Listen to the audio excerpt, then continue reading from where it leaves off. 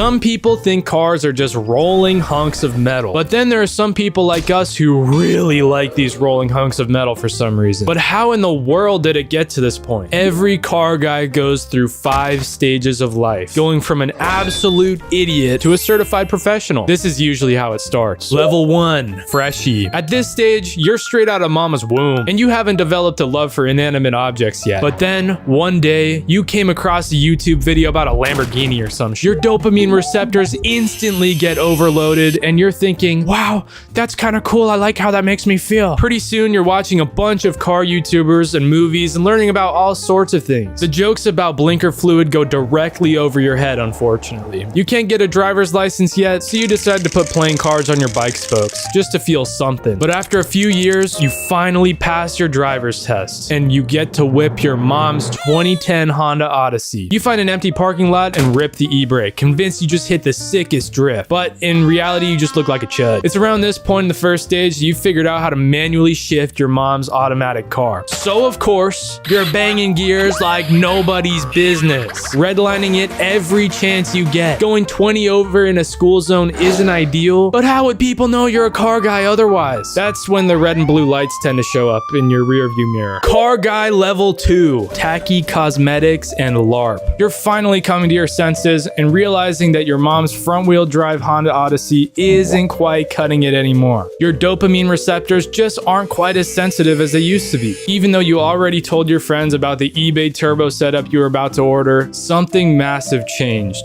Facebook Marketplace. Your screen time went from 3 hours a day to 7. Something about this beautiful app just makes it impossible to put the phone down. You keep sending your friends some crazy deals, ignoring the don't ask for title if you know in the description. Some time passes, and you finally saved up enough money for that manual 90s Honda Civic you were playing iTag with for a couple of months. After picking it up for $1,800 and a Red Bull, you drive straight to AutoZone. Aisle 5 has you in a chokehold. It feels magnetic. Finally, you can mod your car just like Fast and Furious. You pick a steering wheel cover and some fuzzy dice for $22. These mods are going to impress the hell out of the huzz. The cherry on top is a Black Ice Little Trees air freshener. After all these sick mods are installed, it's time to do some power mods. Oil change. At level 2, this is a big step for you. You've always heard about the importance of oil changes, but you've never gotten down and dirty with a car before. You're finally about to lose your mechanic virginity. This is huge. You pull up a very detailed 10-second oil change TikTok and get to work. It's sometime around here where you start to realize that this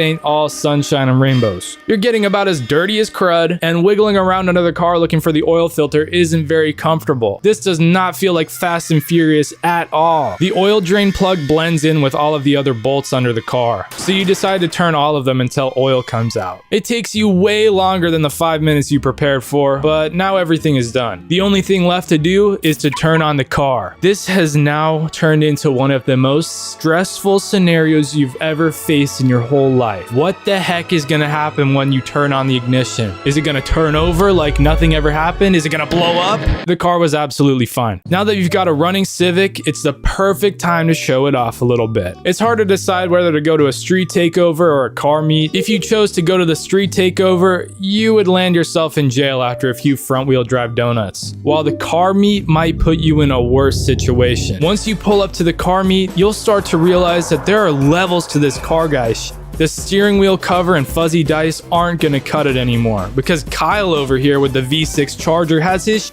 lowering springs with power mods such as a cold air intake. These cars defy everything you've ever known about what is possible with cars. You see dudes with suspension so low that they're scraping on the ground. There's people with cars so loud you can't even hear your buddy who's standing right next to you. And then you got cars producing the most mesmerizing noises you can even think of. Something along the lines of and then some land yacht is talking about. This is when the true awakening begins. You're now ready to take your car knowledge to the next level. Once you get home, you call your buddy and tell him to bring over the Sawzall, because you're about to do unspeakable things to your exhaust. Once you roll your car up on some cinder blocks, you spot the solution to all of your problems: a muffler. So like any other reasonable guy, you cut that right the hell off and start up the car. This sounds like straight, but it'll do. You and your buddy go for a drive, and that is droning so badly it's vibrating your brain. You guys have fun for a while, but you already need more dopamine. So you and your buddy head back to the Sawzall and do some suspension mods. After some OSHA violations and unsafe spring cutting, your car is slammed. This looks and sounds awesome. You guys decide to drive it to AutoZone for some more aisle 5 cosmetics, and this thing handles like absolute Level 3, the first correct mods. Many months pass, and you're still driving around in your bumpy, stiff, loud, fart can, blown speaker Honda Civic. Your developing prefrontal cortex is beginning to realize that maybe your mom was right about this car being a chudmobile. Maybe she wasn't just trying to spike your cortisol. Maybe she was right. You decide it's time to put on the big boy pants and throw on some real mods. You've been watching some more tasteful content, cleansing your palate with videos from creators such as Donut Media and Hoonigan. Now that you've seen all these videos, you're pretty sure you know what's good and what's not. At this stage of Car Guy, there's 2 directions you can go. One of the options is sending your car to a shop and having them do stage mods or whatever the hell that is. If you choose this path, then that's about as far as you get as a car guy. But the other option is for you to step up to the plate and figure this crap out yourself. So you decide to start with a real exhaust. You call your sister's boyfriend who supposedly knows how to weld.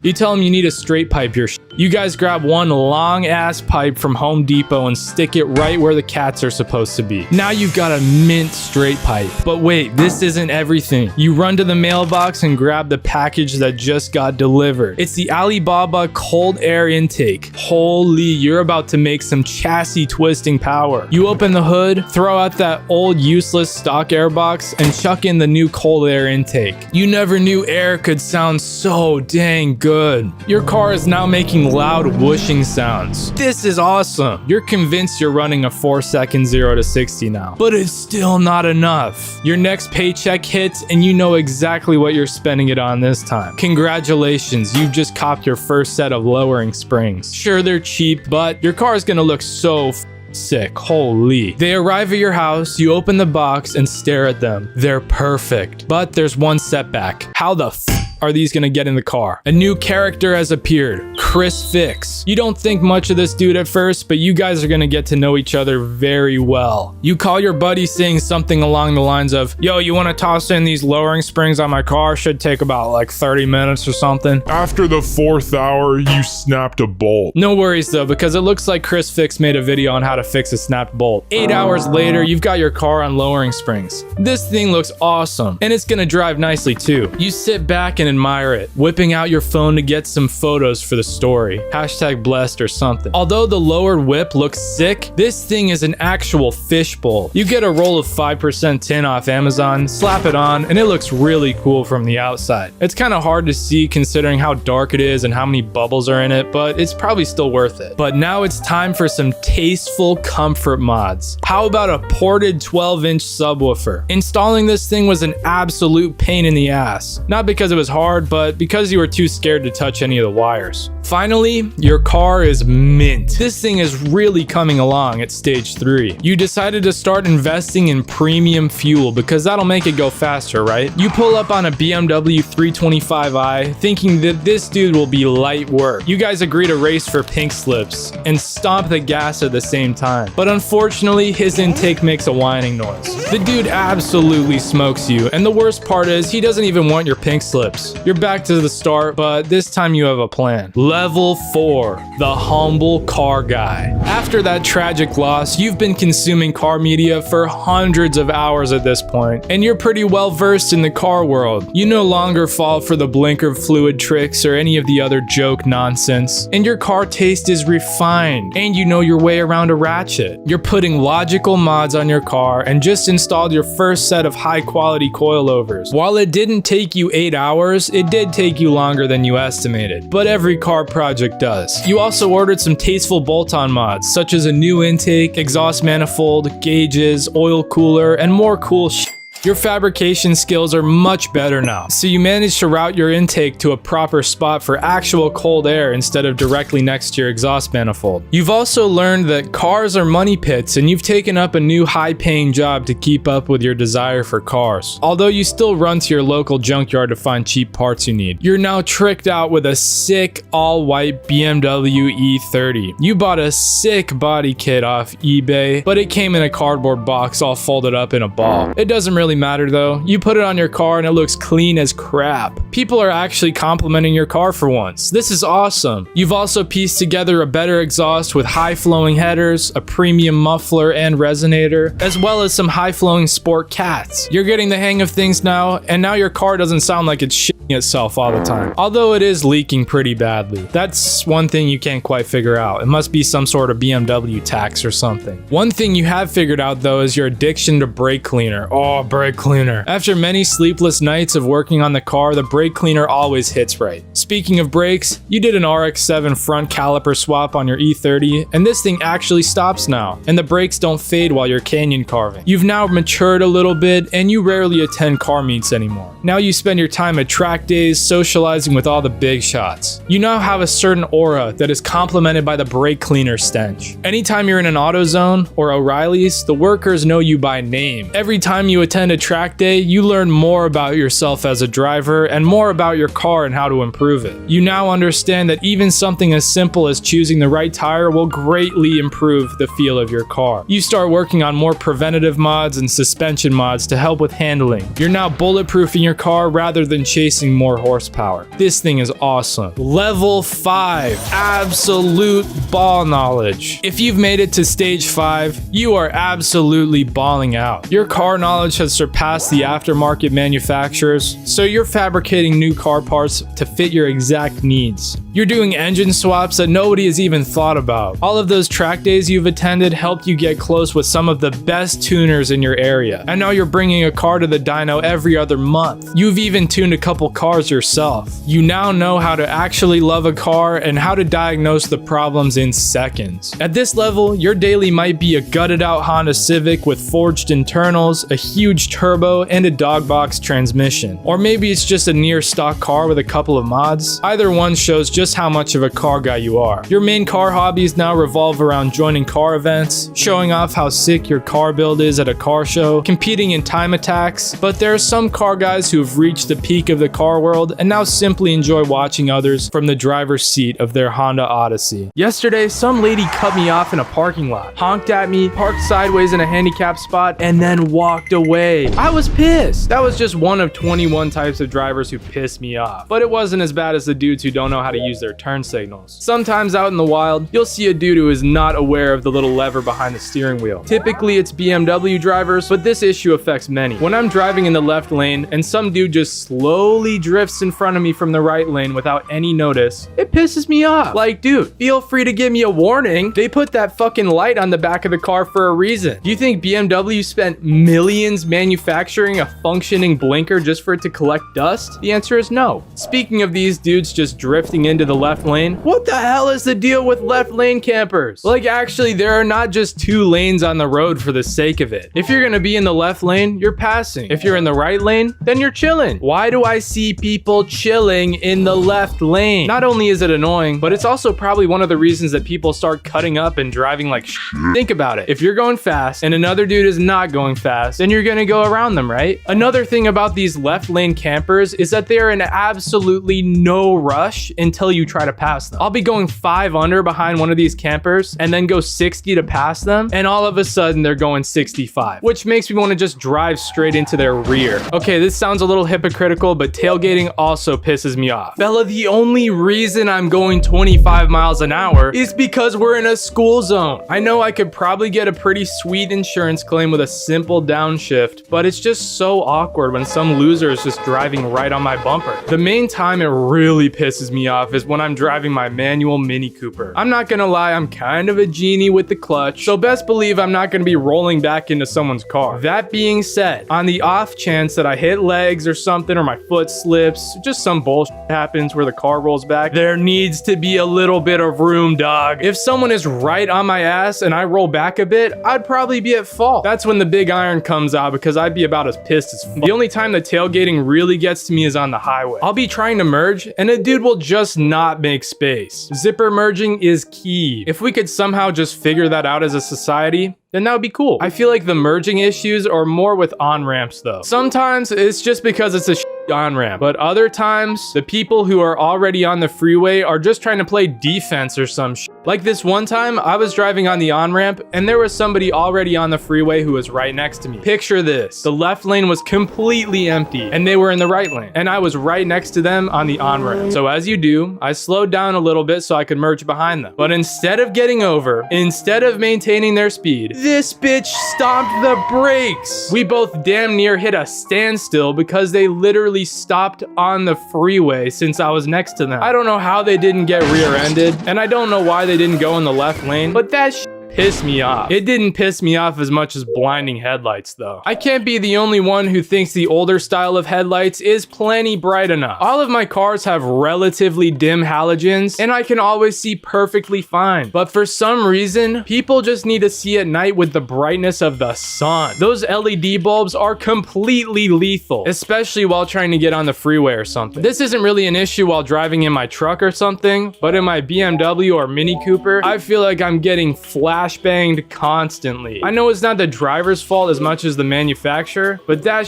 pisses me off. It is the driver's fault when they forget they have their high beams on though. Holy shit. I live around a lot of back roads and stuff, so people have their high beams on all the time, which is no big deal. But I literally don't know how people can forget to turn them off. Sometimes I'll be driving on one of those roads in the middle of the night and around the corner I'll see a light ray sweep directly into my fucking eyes. It's moments like these when you have to lock the in and just look at the white line on the side of the road and pray there isn't anything in front of you. Because one minute I'm chilling and the next my whole windshield is just white. Like if there was someone on the road with a bike and I was getting high beamed, best believe they're getting pancaked. Speaking of bikers, we have to talk about the Sur-Ron epidemic. I think Sur-Rons are pretty cool. They seem fun to just hit some dirt jumps with or something, but there is no reason for a bunch of middle schoolers to be riding these on the street. Sur-Rons actually go like 70 miles an hour for no reason at all. And I'm not trying to be looking out for speeding middle schoolers while I'm on my way to work. It's not about the presence of the Sur-Ron. It's the fact that these dudes aren't even in driver's ed yet. They have no idea how the road works. I had one of these dudes jump off a curb in front of me the other day, and thank the Lord I was locked in. Holy moly. Since these things are electric, you just don't hear them coming at all. Mini bikes and dirt bikes are a different story because you can actually hear them coming from a mile away, but Sur-Rons are just like a jump scare every time. There was this one time I was trying to turn left on a somewhat busy street and this car pulled up next to me. Wait, actually, we got to talk about that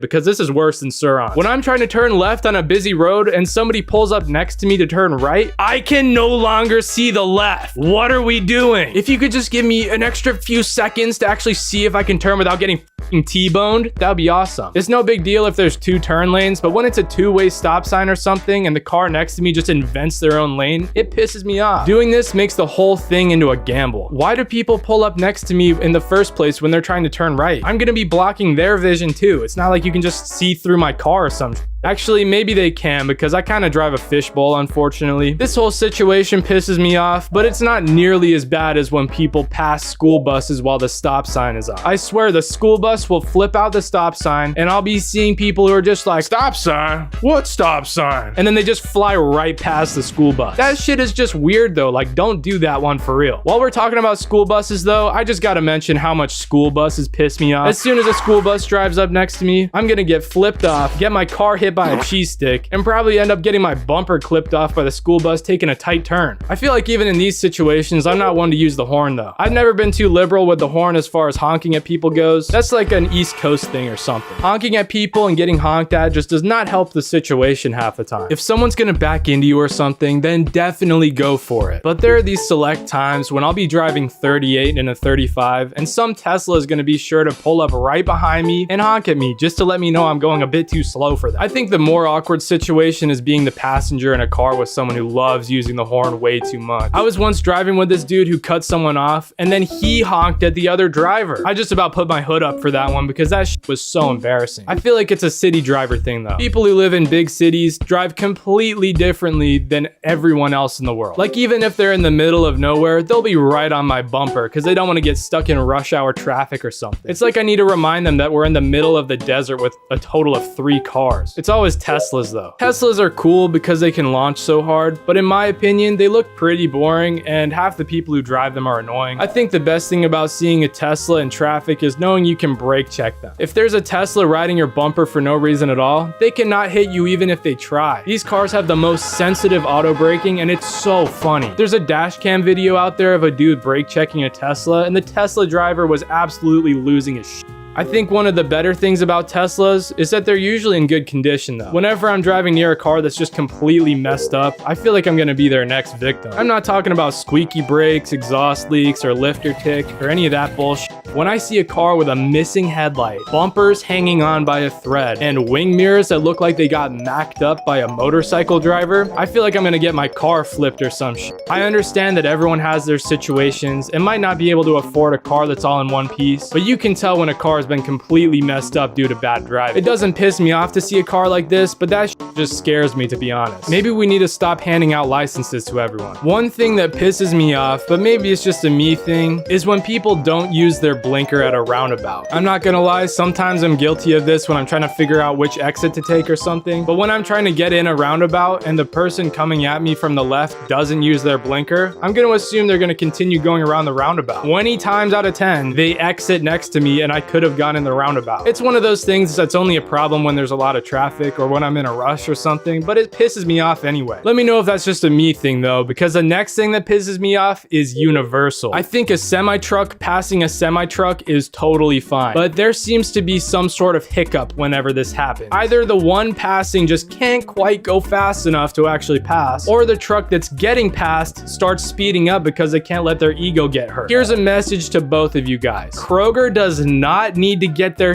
20 seconds earlier. You can just take your time and let the small cars go around you. Please. No, I know you guys are on a tight schedule and stuff, but sometimes I'll see 2 semi-trucks just blocking the rest of the highway, and to say the least, it pisses me off. I think something on the opposite end of the spectrum, but arguably worse, is new drivers with fast cars. If you're in high school and your car's 0 to 60 is faster than like 6 seconds, you really have to be careful. Maybe I'm just being jealous, but in high school, whenever people had a 335i or something, they would just be acting a fool. If you know how to actually drive, then no worries at all, but chances are if you just got your license, you probably don't. The number of close calls I've had with BMWs while trying to leave the school parking lot is unreal. It's like as soon as people this age get a car with over 250 horsepower, they start wearing lead shoes. Like, dude, calm it. I know your N54 sounds cool, but don't plow into my rear bumper just to let me hear the blow-off valve. It's sometimes these exact same dudes who'll get a burble tune and start driving like absolute shit to make the exhaust pop. Like they'll just hold a gear until 5,000 RPM and then just completely let off the gas. That shit does not sound cool. Okay, I'm not gonna lie, sometimes it does sound cool, but if you're obviously driving like shit to make your exhaust pop, it's like a law of equivalence. It might sound sort of cool maybe, but you'll see people in these cars looking directly at you while they do some dumb shit like that. This shit is not tough, dude. I think burble tunes are weird, but if your exhaust pops between shifts or like pops a little bit on deceleration, it's usually cool. Speaking of deceleration, why don't some people know that your car slows down without using the brakes? I think Isaac Newton figured this one out a couple years ago. Unless you're going down a steep hill, the car is gonna start slowing down when you let off the gas. Like seriously, there is no reason to be periodically tapping the brakes instead of just coasting and letting gravity do the work. I'm sure anyone who's ever driven behind a Nissan Altima knows the feeling. I'll be driving behind one of these on a flat road or something. There will be a stop sign 50 feet ahead and they will hit the brakes and then accelerate to get to the stop sign. Gas prices are not this good, Unc. You cannot be doing all that. A key lesson from this section is if you stop powering the car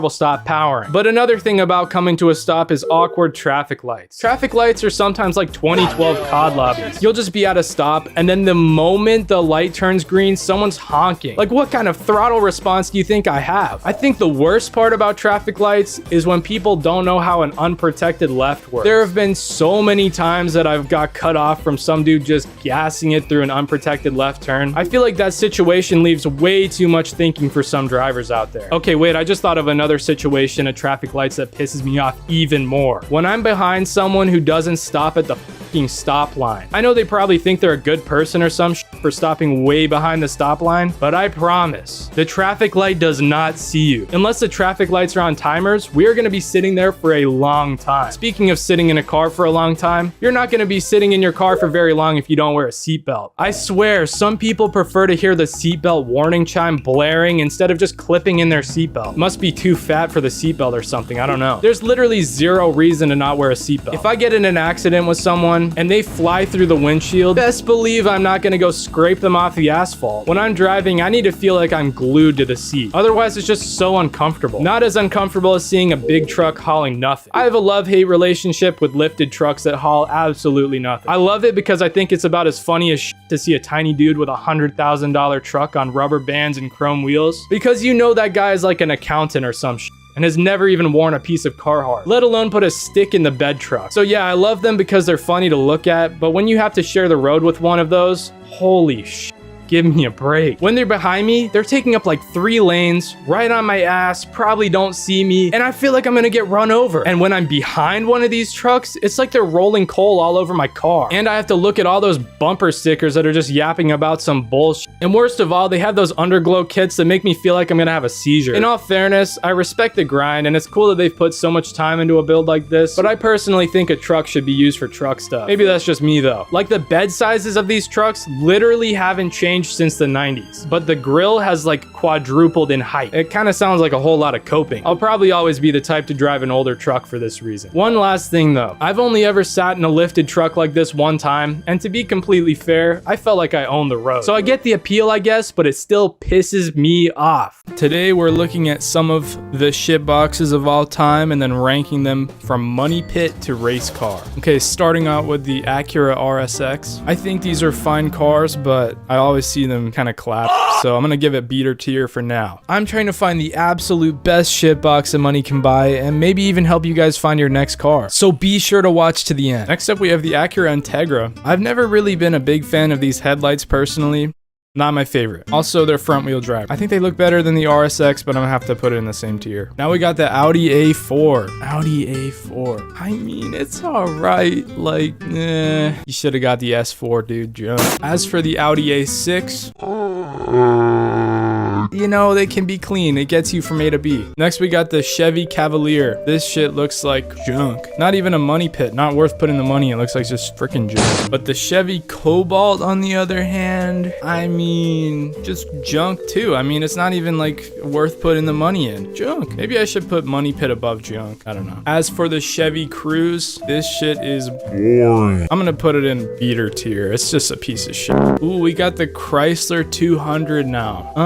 I mean, I think they look a little ugly, and I don't think there's any reason to be buying a Chrysler, but it probably goes. I mean, it probably drives. Junk. Coming in strong, we got the Dodge Dart. Holy shit. I think this is like the ugliest car ever. It probably, you know, it probably has some fans out there, so I'm gonna give it a freaking race car. Dang, our first race car of the whole episode. We got the Dodge Dart. Sick. The Dodge Stratus. Interesting. I think this looks like a piece of shit and nothing interesting. Junk. The money pit tier is for the cars that are good, but you'll have to just toss so much money in that they'll never be that good, you know? The Chevy Trailblazer. If you ever need to go blaze some trails, this is the exact car to do it in. And it'll get you from point A to point B every single time. I love it. But next up, we got the BMW E39. This thing is an absolute race car, but 10 times out of 9, it'll blow up. So it's a money pit, but it's a race car. So yeah, it's sick. The Ford Taurus. I feel like they named it the Taurus because it looks like a tortoise. That's crazy. I think it looks butt ugly. I think it's slow. I don't think it's worth putting any money in. I think it's a piece of junk. The Dodge Neon. It just screams like kind of bad taste in my my opinion. Like, if you're gonna go out of your way to get a Dodge Neon, why couldn't you just like get any other fucking car?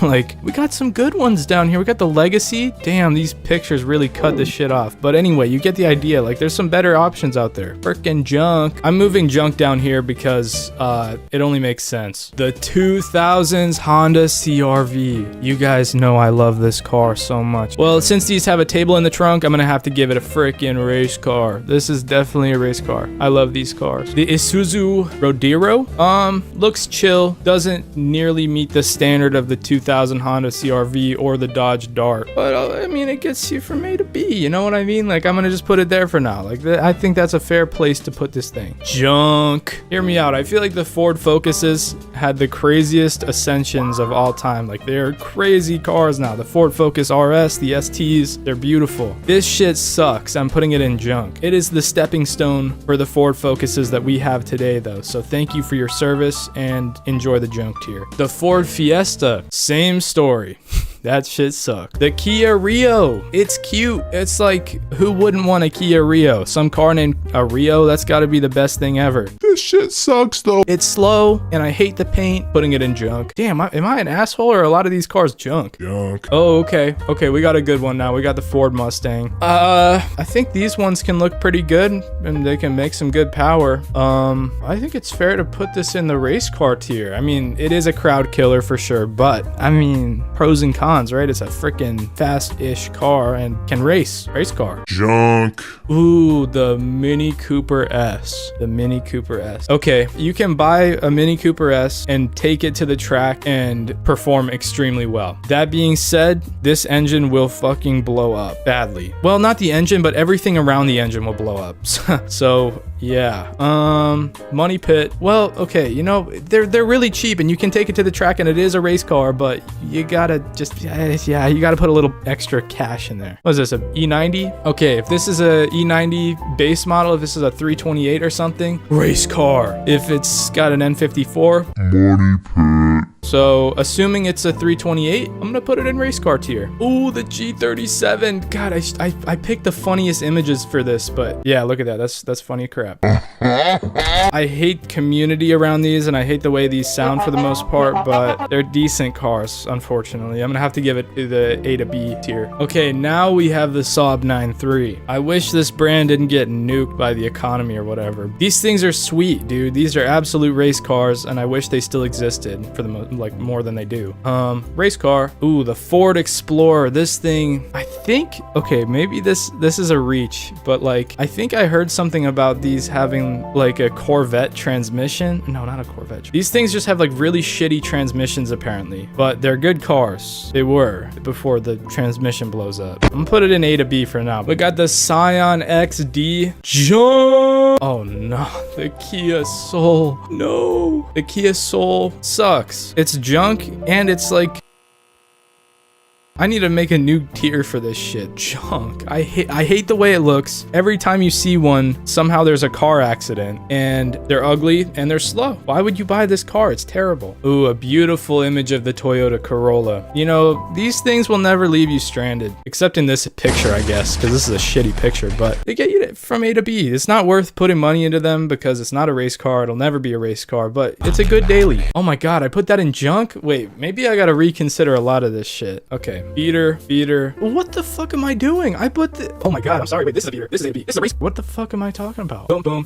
Sure. Nah, sure. Yeah, you know what? Okay, what do we think of that? Is that crazy? Yeah, that's crazy. Money pit, race car, A to B. Boom. Okay, that is fair. I like the way this is looking now. Although, I will say the Corolla is kind of a beater. It's like, it's kind of crappy. You're not gonna show up to like some chalet in a Corolla. No, you gotta bring an E39 or like a Saab 9-3. Ooh, the Mazda Prodigy, right? I mean, I'm gonna get flamed in the comments. These are wagons. I think they're all-wheel drive and they're manual and they're boosted and it's like race car. The Toyota Matrix. It's ugly, it's slow, but they're decent. It'll get you from A to B. It's kind of a beater though. It's a little bit ugly, it's kind of a beater. Maybe I gotta reconsider this a lot. I think the money pit has to go below race car, because yeah, that makes sense, right? Like, it's a race car, but it's kind of a money pit. You don't want to be putting a shit ton of money into them. I think this is fair. The Nissan Sentra, immediate junk. Oh, Walt Jr.'s car, fucking junk too. He never liked it from the get-go. Even though his parents gave him a free car, he hated it. And I don't blame him. I hate that thing too. The Pontiac G6, fuck no. There's a reason Pontiac went out of business. I mean, they kind of blow, no? Like, that shit sucked a little bit. Dodge Dart is the most race car yet. I think the Saab 9.3, close second, cool. Okay, everything is looking good. This Chrysler Sebring, meh, nothing special. Kind of junky, kind of ugly. Maybe it's a little better than, yeah, it's not junk, it's just a beater, you know? The Volkswagen Golf. You'll see a lot of these in like the beater stage of life, but at the same time, they have a lot of potential to be pretty freaking cool. So that being said, I think A to B is a fair place to put these. I think they look great. They have good potential. Yeah, I think A to B is fair. The Dodge Avenger, junk. Ooh, the VW GTI. I think it's a race car. I think it can be a race car. It's a Volkswagen. It's gonna blow up. Money pit, the Volkswagen Jetta. These can be good cars as a daily. Nothing special except for the 1.9 TDI, the freaking pioneer of diesel race cars, at least in the broke community. I'm putting that in the race car tier list for now, even though it looks like junk in the picture. I'm putting it in the race car tier list because I'm a good person. Oh, the Cube car. Oh, hell no. Oh, hell no. Whoops. I put it in race car because it looks badass.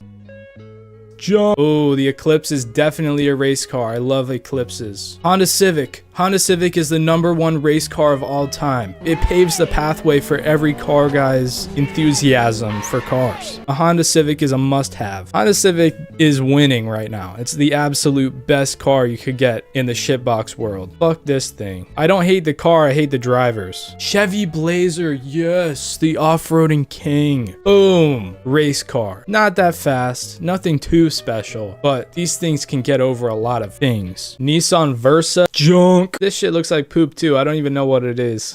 Okay, now we got the Saab 9.5, the slightly longer, more luxury version of the 9.3. I'm gonna put it in A to B. I don't think it's anything too special, but it's a cool car. This can just go in junk though. The Chevy Malibu. Oh, do I have things to say about this car? I don't. A to B. It seems reasonable. Ooh, okay, something good. The Lancer. Am I gonna put it in race car? Absolutely not. This thing is not only a money pit, not only a beater. This thing is absolute. I'm kidding, it's a race car. I'm actually gonna put it right there behind the Dart. Ooh, we got a Forester. Okay, yeah.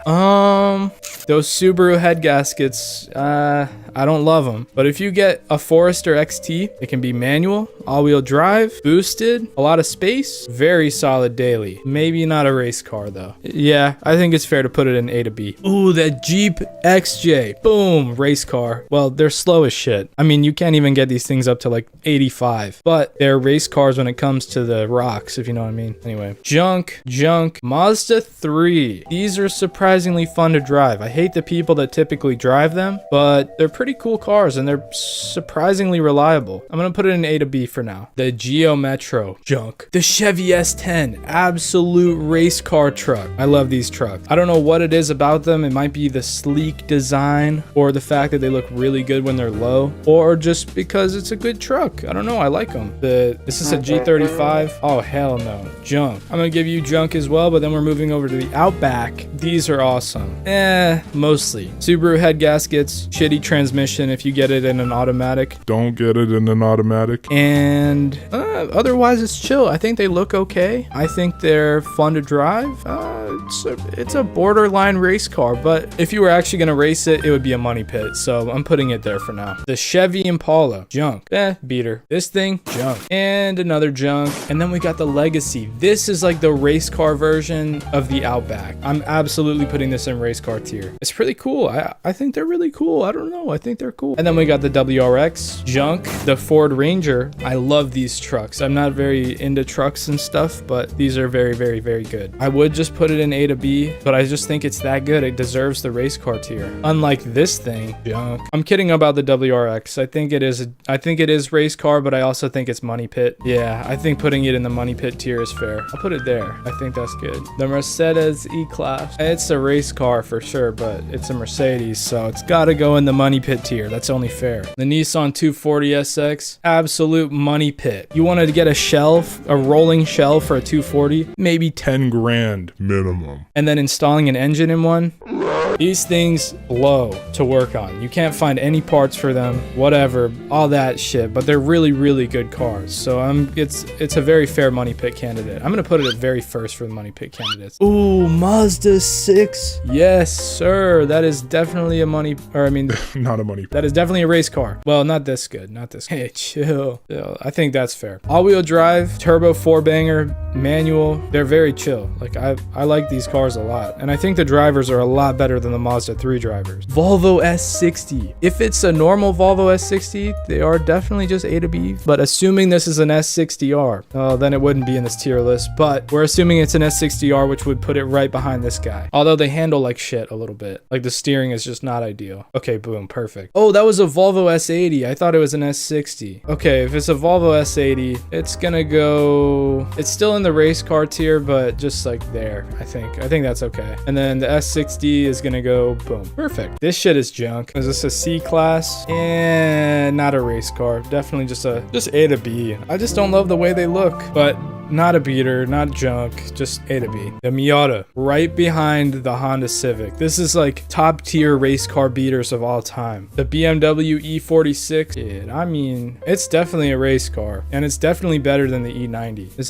that, oh my God, my screen is so small. It's an E36, still better than the E90, but I might have to push it even further forward. Yeah, you know what? I think E36s deserve to be way up on top. The Mitsubishi Galant, boom. It just fell right into place right in front of the cube car. And this shit is junk. Okay, the initial placement of these is far from perfect, so we're gonna have to reorganize a little bit. Starting with the junk tier, I mean, junk is just junk in my opinion, but I think this is better junk, this is better junk, this is great junk, and I think some of these are beaters. I wasn't giving them like, yeah, this is a beater, this is a beater, this is a beater, and so is this, and I think it's fair to say the rest is junk. Okay, I'm satisfied with junk tier. Now for the beaters, let's see, which is the most beaten up? Definitely the Audi. The Audi deserves more than that. Oh, you know what? Fuck it. I'll put it in A to B. This is definitely, the Impala is definitely one of the best. Same with the Taurus. And then we got the two Toyota brothers. And the Matrix can step back a little bit. And actually, so can this. Cool? Yeah.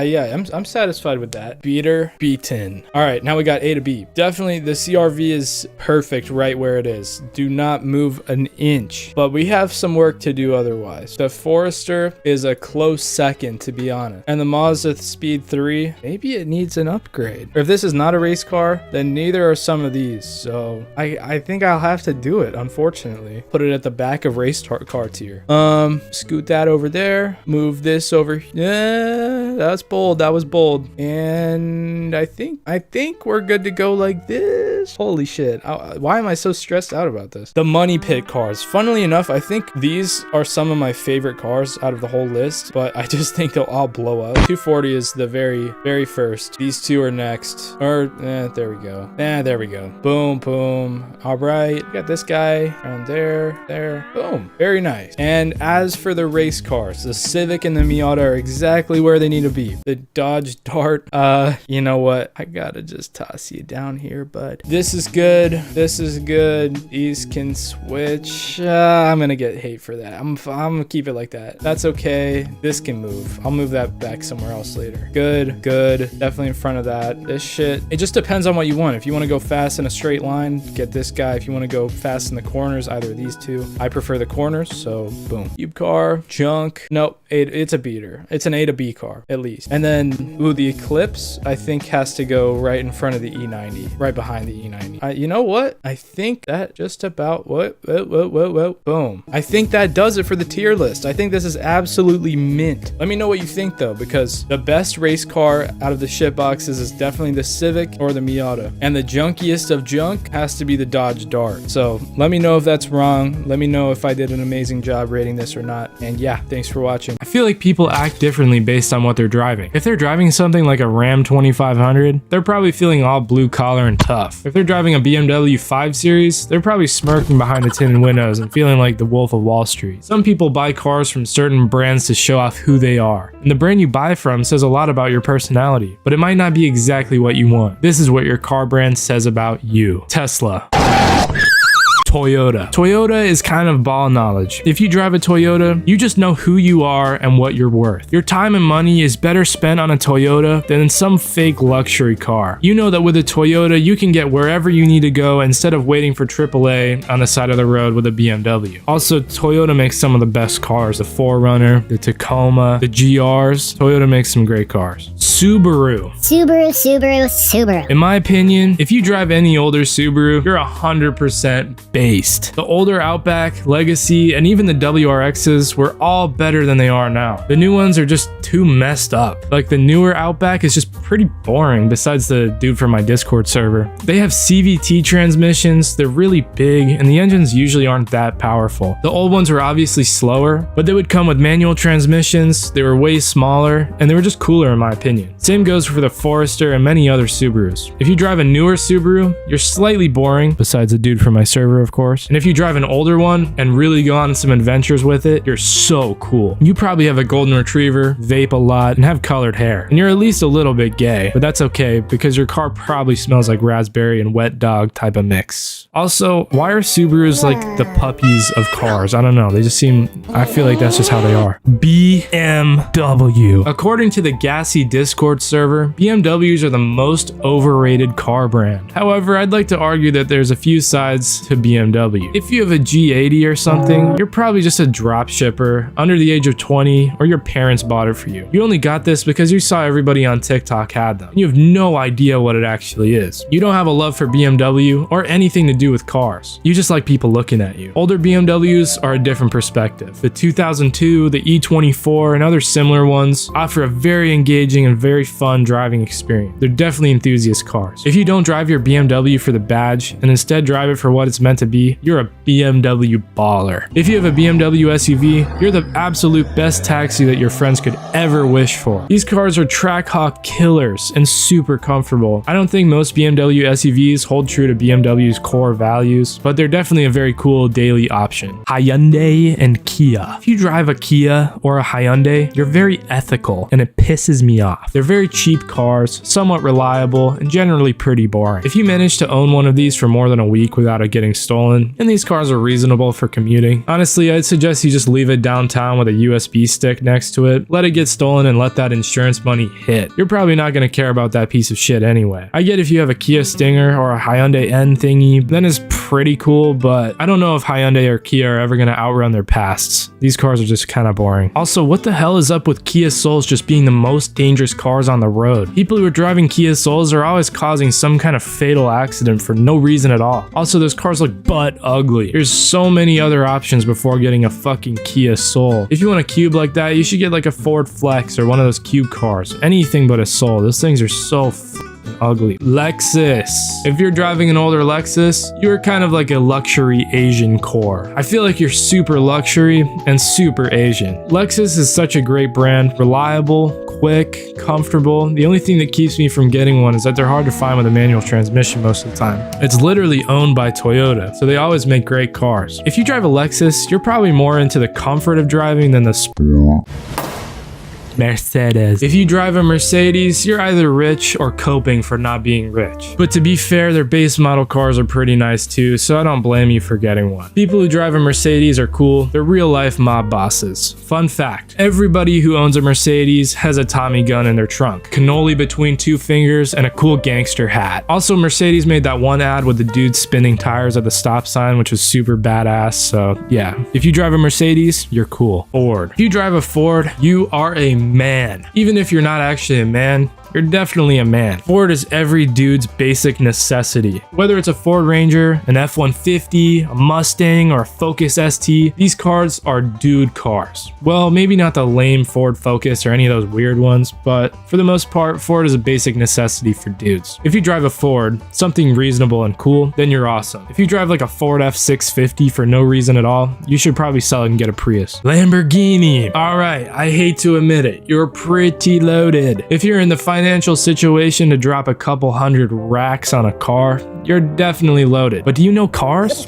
There's so many Lamborghini owners that buy the car just for the status symbol, and it's kind of sad. Yes, they're really cool cars, and maybe I'm just jealous, but I would personally spend my money on a car from a different brand if I had the opportunity. If you drive a Honda or an Acura, you drove a car from a very good company. I wish they made more rear-wheel drive cars, but they still make good ones. The S2K is a great choice, of course, and then the Civic Type R, and if you want a little bit of Honda ball knowledge, the 2000 CR-V is super dope. It comes with a table, which is definitely a plus. If you drive a Honda or an Acura, you really like cars, and you wanted to buy something less expensive so you can build it up and make it awesome. Chevy. Chevy dudes kind of remind me of Mater. Why did so many cool car brands have to become boring and safe? Nissan is a prime example. We went from the 180SX, the 240SX, and now we have this bullshit. I'm not saying Altima drivers are safe by any means. Their new crap is just more boring than their old crap. Safety should definitely come second with cars in my opinion. If you drive a newer Nissan, you're a level up from the Kias and Hyundais. If it's an old one, not Datsun old, but just a bit older, then you're really cool. Wait, I almost forgot about the Zs. The 350Z doesn't look amazing in my opinion, but it's a good car for drifting. You literally just need to weld the diff and then you're good to go. So Nissan, you're cool, I guess. Mini drivers are definitely bold. These cars are cooler than you'd think though. I personally don't love the way they look, but holy shit, are they fun to drive. These things stick to the ground. They come with a 6-speed manual transmission and usually have a reasonably cool engine. My Mini Cooper is the R53, so it comes with a supercharged 4-cylinder engine, which is really fun. They can look somewhat cool, but honestly, I'd just say you need a good amount of self-esteem if you're gonna drive one of these. Saab. Saab is ball knowledge. These things can get down. If you drive a Saab, I feel like you're a bit mysterious and you can actually drive that thing for what it's worth. It was a Swedish brand born out of an airplane brand. They're just about as safe as Volvos. I don't know why Swedish people are so good at making safe cars, but keep it up, I guess. If you drive a Saab, you definitely listen to indie rock music and you're very particular about coffee. Fiat. Fiat is Ferrari's deformed dwarf runt half-brother. Basically, their only connection is that they're both Italian. Fiats are kind of like the Italian Mini Coopers in the way that they just stick to the ground. I would never bring one of these cars to a drag strip, but they're very ideal canyon carvers. Volvo. Peak human ever. Volvo owners are the absolute best. Owning a sleeper Volvo is possibly the most humble thing you can do. Volvos can do everything and they're super safe too. Have you ever met an asshole Volvo owner? Me neither. They're always the best. The V70R and the S60R are awesome, of course, and the Volvo 240 can do anything. So yeah, keep it up, Volvo. If you own a Volvo, you're winning in life. Alfa Romeo. You're just like the BMW dudes, but with a hint of Italian. Actually, more than a hint of Italian. You're very Italian. Also, these cars are harder to fix than BMWs, so the car's either broken or you're just a really good mechanic. Mazda. Mazdas are kind of sleepers. If you drive a Mazda, you're either a high schooler with a bit too much horsepower, or you're a car guy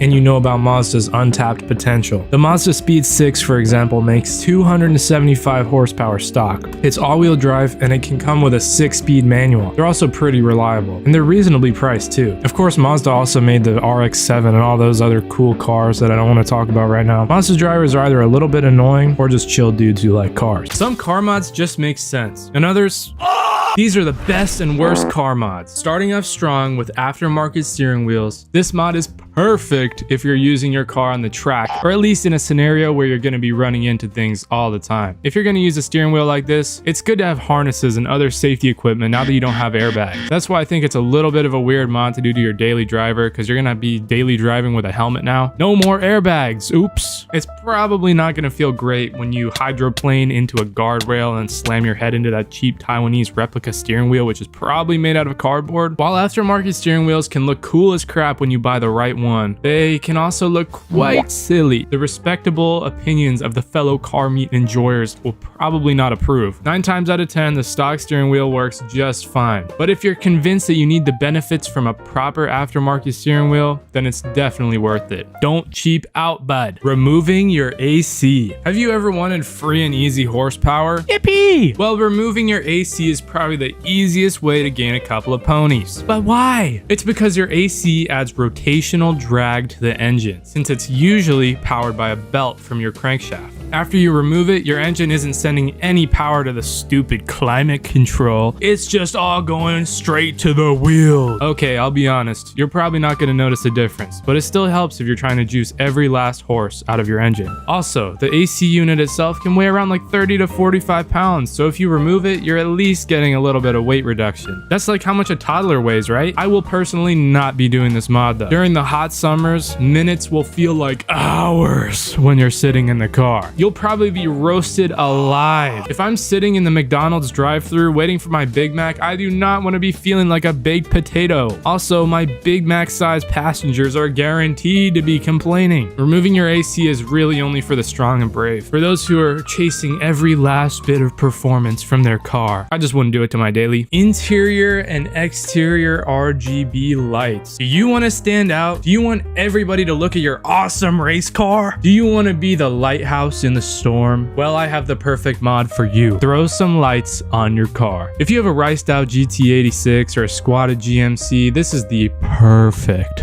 mod for you. 90 times out of 100, I think light kits look a little bit funny, but I would be lying if I said that underglow couldn't look cool. I know I definitely felt some way when I watched Dom Toretto and his team pull up to the truck heist in Fast and Furious with their kitted out Civic rocking some sick green underglow. Like, it can be done, guys. It can look good. Is the outside not enough? Hop on the TikTok shop and grab some interior lights. Now you can see your feet while you drive. Nice. I think the Starlight headliners actually look pretty cool most of the time. They kind of look like a 2017 RGB keyboard, but I really like it, and it's totally fine if you're into that. You'll mostly see these mods in high schoolers' cars because car lights are like the gateway drug to car modding. Gutted interior. This mod is not for the weak. Do not do this to your car unless you're ready to go full race car mode. If you remove basically everything, the rear seats, passenger seat, carpet, sound deadening, headliner, door panel, center console, HVAC, and interior panels, you could expect to lose 150 to 350 pounds depending on your car, which is massive. But do you know what else is massive? The downsides to removing all of this. You will no longer be able to drive your friends around. You will need to drive with your music on full blast, since the vibrations from the road, engine, and even the transmission will be amplified tremendously.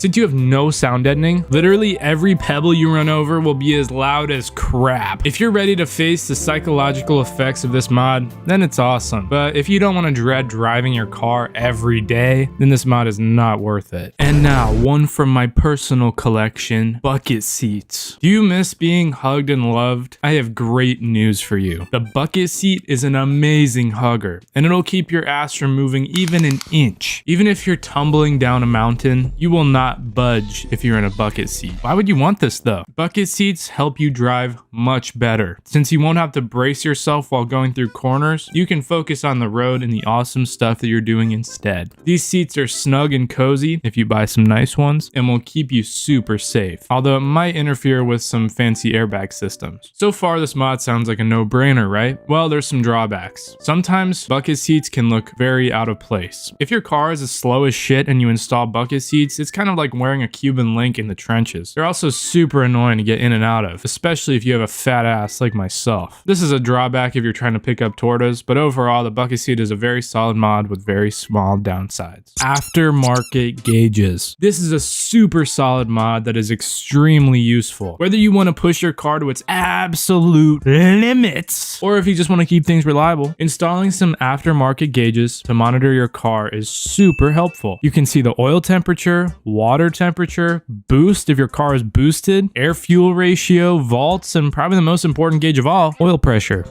Having these gauges installed will let you know if you're pushing your car too hard or if something is just wrong with it. Gauges can be a pain in the ass to install, especially if your brain works like mine. You need to hook up all these different wires and fuses, all while trying not to make a fire hazard. That being said, aftermarket gauges are 100% worth it. Definitely one of the best mods you can do to your car, even if it's your daily driver. Cold air intake. The cold air intake is another super easy mod that you can do to your car. I'm sure you've probably heard this 1,000 times before, but if you're doing a cold air intake mod, please route it to a spot that actually pulls in cold air. If you just plop that crap in the middle of your tiny engine bay, it's gonna make your car slow. So where should you put it? Try to route it behind a front bumper, behind a headlight, or even outside the hood if you're really cool. But sometimes it can be closer to the engine if you have a reasonable heat shield. Now, if you're not really chasing performance, you could just throw out the stock air box and then throw a cone intake on. You'll hear some really awesome engine noises. Also, if you want a cone intake and you have a turboed car, then it doesn't really matter as much where you put it, because the intercooler is probably going to cool the air for you, and you don't have to be as careful of like not letting that shit get hot. Overall, if you do it right, this is a good mod. It's kind of known to be like another gateway drug mod though. Turbo in your engine. Putting a turbo on your engine is an amazing mod for making more power, but it can also be extremely pricey and sometimes inefficient depending on how well your engine can handle boost. Some engines will blow up with just a few pounds of boost, and some engines will take that shit like a good boy. All you need to do is slap on a turbo with some supporting mods like an intercooler, fuel pump, and ECU, and then you're good to go. A great example of this is the 2JZ GE engines. The GE ones are the engines with no turbo from the factory, and they have larger intake ports, so people prefer to put a turbo on these because they're cheaper to buy up front and easier to make power with later. These engines are a great example because they can handle a lot of boost, but you have to do some good supporting mods. To bulletproof this engine, you're going to need some ARP head studs and definitely a new head gasket. So should you turbo your car? Well, unless you're willing to do all the supporting mods to bulletproof your engine before putting a turbo on, probably not. The muffler delete. A high school student's favorite exhaust mod. This mod is like Anakin Skywalker turning to the dark side and killing all of the younglings. You're willing to sacrifice all of your social acceptance for the thrill of driving a loud ass fart can ass car.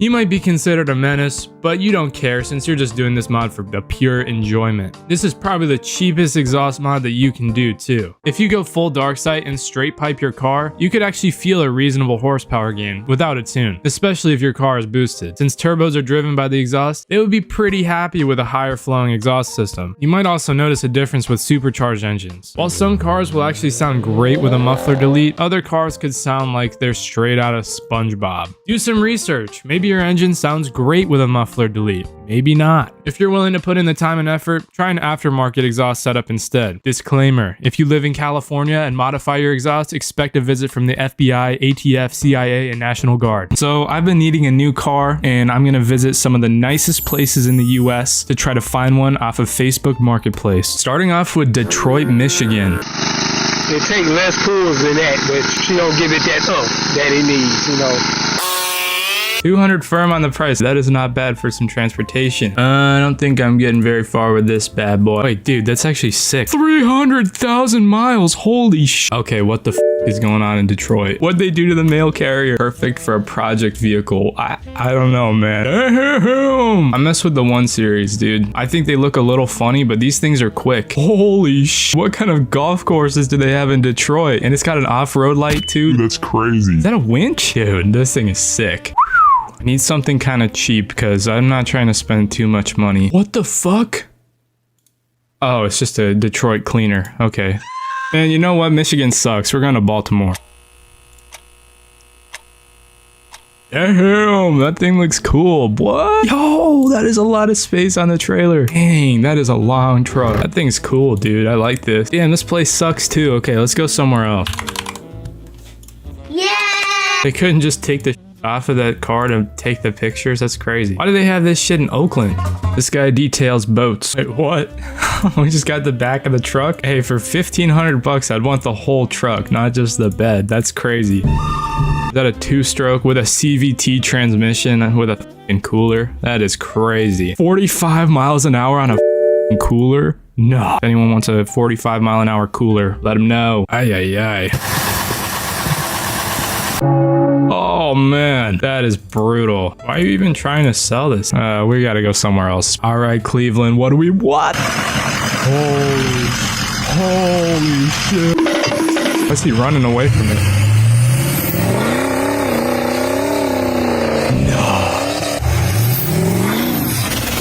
Oh my god. Is that the intake? Classic. $10,000 240. That's got the RB25 though. That's not bad. We're missing some of the truck. Alright, I'm bored of Ohio. Think I can go to like Dubai? What the fuck? You can get an F1 car? Wait, what else do they have in this place? Jeez, dude, this is a cool car. Oh, okay, why do they just have a bunch of like women for sale here? Oh, that's a nice E39. All right, back to the US. Okay, let's go to LA. LA has some nice cars. Dang, this thing is clean. I feel like there's too much camber back there, but maybe that's just me. Oh yeah, this is just sick. I like this. Hey, it sounds healthy. I mean, it's cool. It's got the cigarettes on it. So what kind of exhaust? It's a pretty straight pipe. Oh no. It's a lot of teeth all over this thing. I think I have this one in GTA. 450 grand? 1968. Dude, California's got some nice cars. What? Dang, this is sick. Runs great. Nothing hurts on it. Okay. Oh, this shit sucks. I think it's just the headlights piss me off. It looks like stupid. One day, guys. One day. Yeah, that's just about what I expected from Tacoma. Why is it so short? Dude, imagine getting in a collision with this thing. There's like nothing there. 1986 Toyota Custom Camper. Read below. Will do. What? Camper or like liver? I feel like this thing's been lived in. Might look a little bit goofy, but it used to be a Sea Breeze until it was redone at some point. It includes a fridge, a stove, and a sink with water. What the fuck? 6,000 pounds. Oh my god, this poor car. Let's see what we got in New York. Oh, yo, what the oh, what? Yo, what? Only 30 grand? I'll take this. That's cool. That's cool. 1973 Fiat 500 Jolly. It's a replica? You guys are selling a replica for 42 grand? Well, it looks very jolly though. Damn. Look at that thing.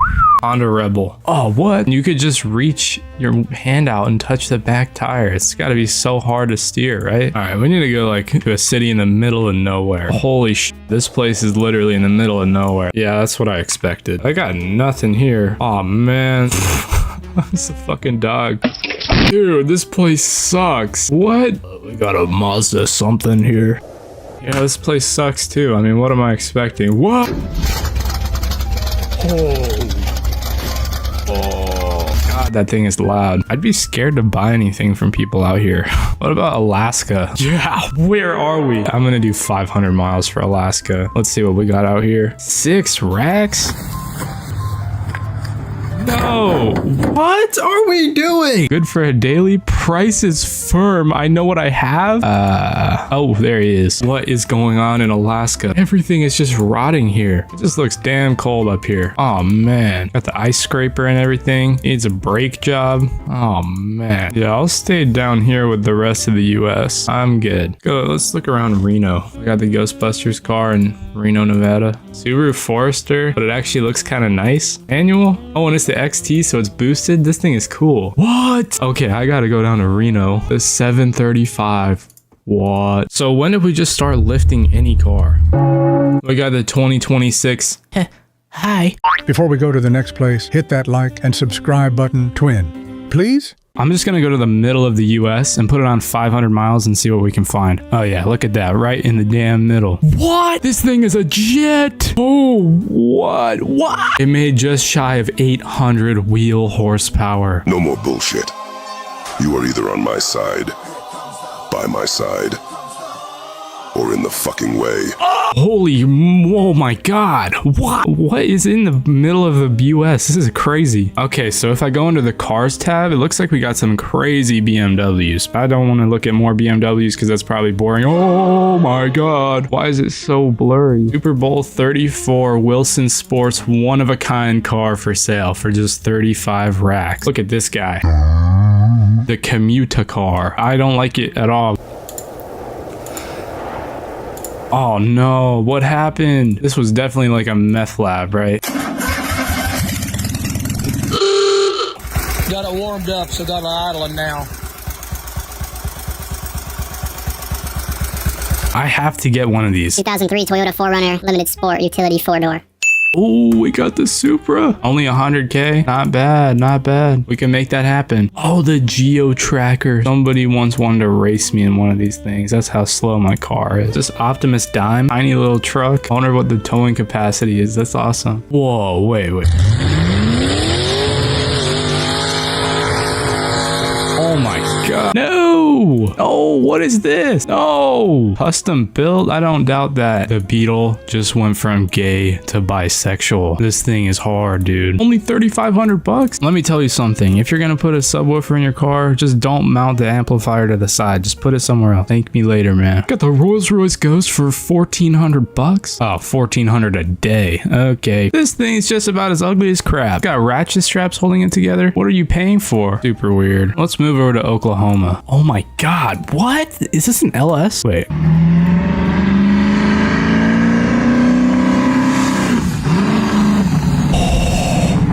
What in the world? What even is that? Is that sequential? Holy shit, this is sick. I wasn't aware that Mount Everest was in New Mexico. This thing's been everywhere. What? Okay, that's more likely. It's a nice fan. I wasn't aware of these. I wasn't trained to react to anything like this. Now that is what I'm talking about. Look at this thing. It's a little too low. I think it looks nice. It just seems like it'd be hard to drive. Oh, it's a replica. 2J. Oh, okay. Monkey? What? And also, where's the exhaust? Ah, man, I don't know. I don't like this. That's too colorful. Now I want to know if the West Coast or East Coast has a better marketplace. I'm going to search within 500 miles of Weed, California and see what we can get. You don't know the power of the dark side. I totally forgot to hit the cars button. No way, $5 million in Sacramento, California? That is crazy. Looks pretty clean though. Oh, no way, I love these things. The 850 Ci. I wish it was a CSI though, because those are the V12s. I mean, maybe this is as well, I don't really know. 15 bands for a fucking lemon. Wow, that's a pretty cool audio system right there. We're in the middle of nowhere. Oh!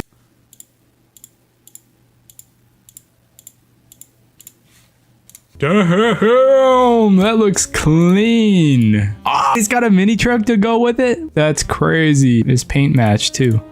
Oh shit, crusty tires. Huh. Wait, what's the obsession? Panel truck, no paperwork. Oh man, does it come with the bikes and the fucking legendary chest? You guys remember that dune buggy racing game on the phone? Probably so fun to drive. The Stagia? Interior is a 9 out of 10.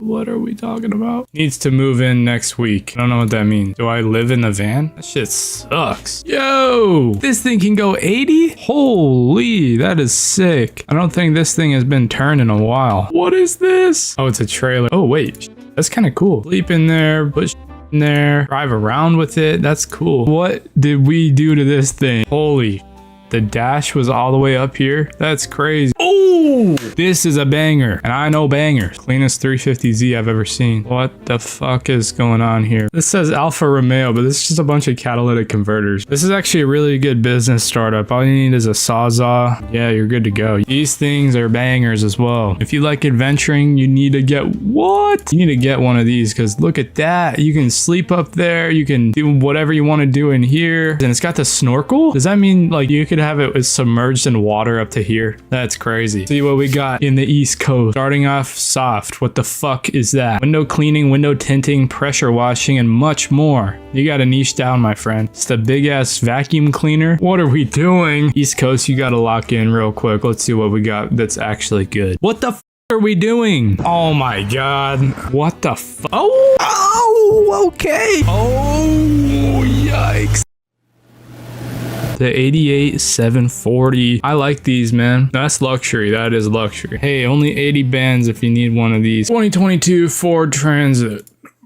Rocket Barstool Racer? This thing is rocket powered? Oh my god. Wait, why is this whole row kind of sick? First, we got this thing. And then next up, we get a Honda CRV, which is just fucking cool as well. And then we move one over. Actually, we can skip these two to this guy. Another beautiful Honda. That looks kind of weird, but oh my god. But it's a nice chassis. And then we got the Volkswagen GTI, which is so nice looking. Oh, we got the Recaro seats and BBS wheels. Whew. Oh man. Why does a cat, is that a cat? And why does it have holes in it? Is that not just like leaking exhaust? I don't get it. Hey, it's cool though. So for a mere 23K, you could have this whole line, including these two. Oh, E39 540 wagon.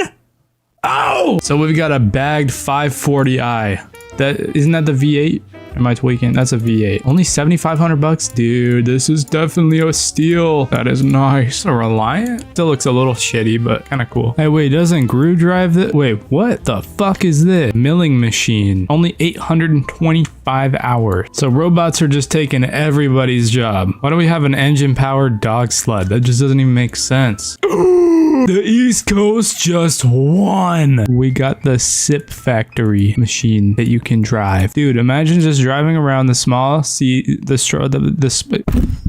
imagine just driving around the small streets of New York with this bad boy. Oh, that's a keg though. You can't drive with that. Are they mining Bitcoin up here as well? Oh, this would be sick. I need one of these in my life one day. You imagine the little gardening projects you could do with this. Hey, didn't Basketball God drive this? Oh wait, no, he didn't. Oh, now this is some ball knowledge. 2000 Honda CRV. What a purchase. This might be the best yet. I might choose an E90 M3 over a E92. Oh, I wouldn't want to buy this from Chicago though. What the fuck? You do not need to show off the Chevy that badly. Here's the owner. I thought this was like a joke. I didn't know these were actually in the US ever. You can bring a Mustang to the course? How? What? 4, 5 1, 2, 3, 4, 5, 6 batteries? We got the Porsche House Edition. So you can drive it and live in it. Oh, this is sweet though. I'm glad they're off-roading this thing. Is this even allowed?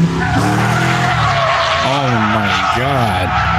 This is under vehicles? Wait, this is a, what is this? Are we in a wait, what? There's a steering wheel over there. Oh my god, what is this? Liberty Outdoors. Okay, I gotta look up how much this weighs. 56,000 pounds? It's DJ Rusticles. So it's not nice.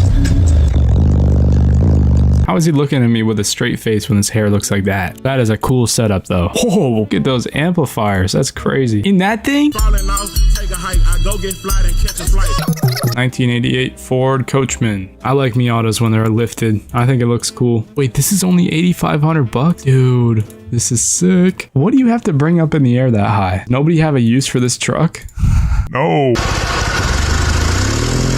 Oh my god, this is so badass. Oh, and look at that exhaust as well. This is awesome. This sucks. Why would you build this? I don't understand the point. 12 grand? No way.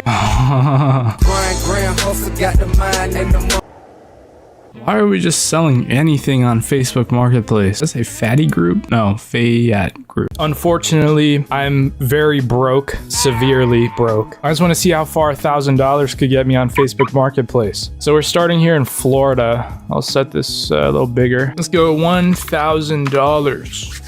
Dang! Wait, there's actually some decent options in Florida for only a band. Oh my god, only $100 for this 370Z? Vendo Ohago Negocioso. I think I have a guess what that means. Wait, this looks way too clean. That duck bill is fucking long, dude. Holy. I don't know. I don't really like Z's. Let me know what you think. I hate the smoked headlights. It just looks stupid. But everything else, I mean, it's alright. I wouldn't be caught dead in it, but like, it's alright. If I had a band and I needed a race car, we got this Cherokee for only 900 bucks, 250,000 miles. Runs perfect. You can drive it for about 35 minutes, or you can get it towed. Clean title.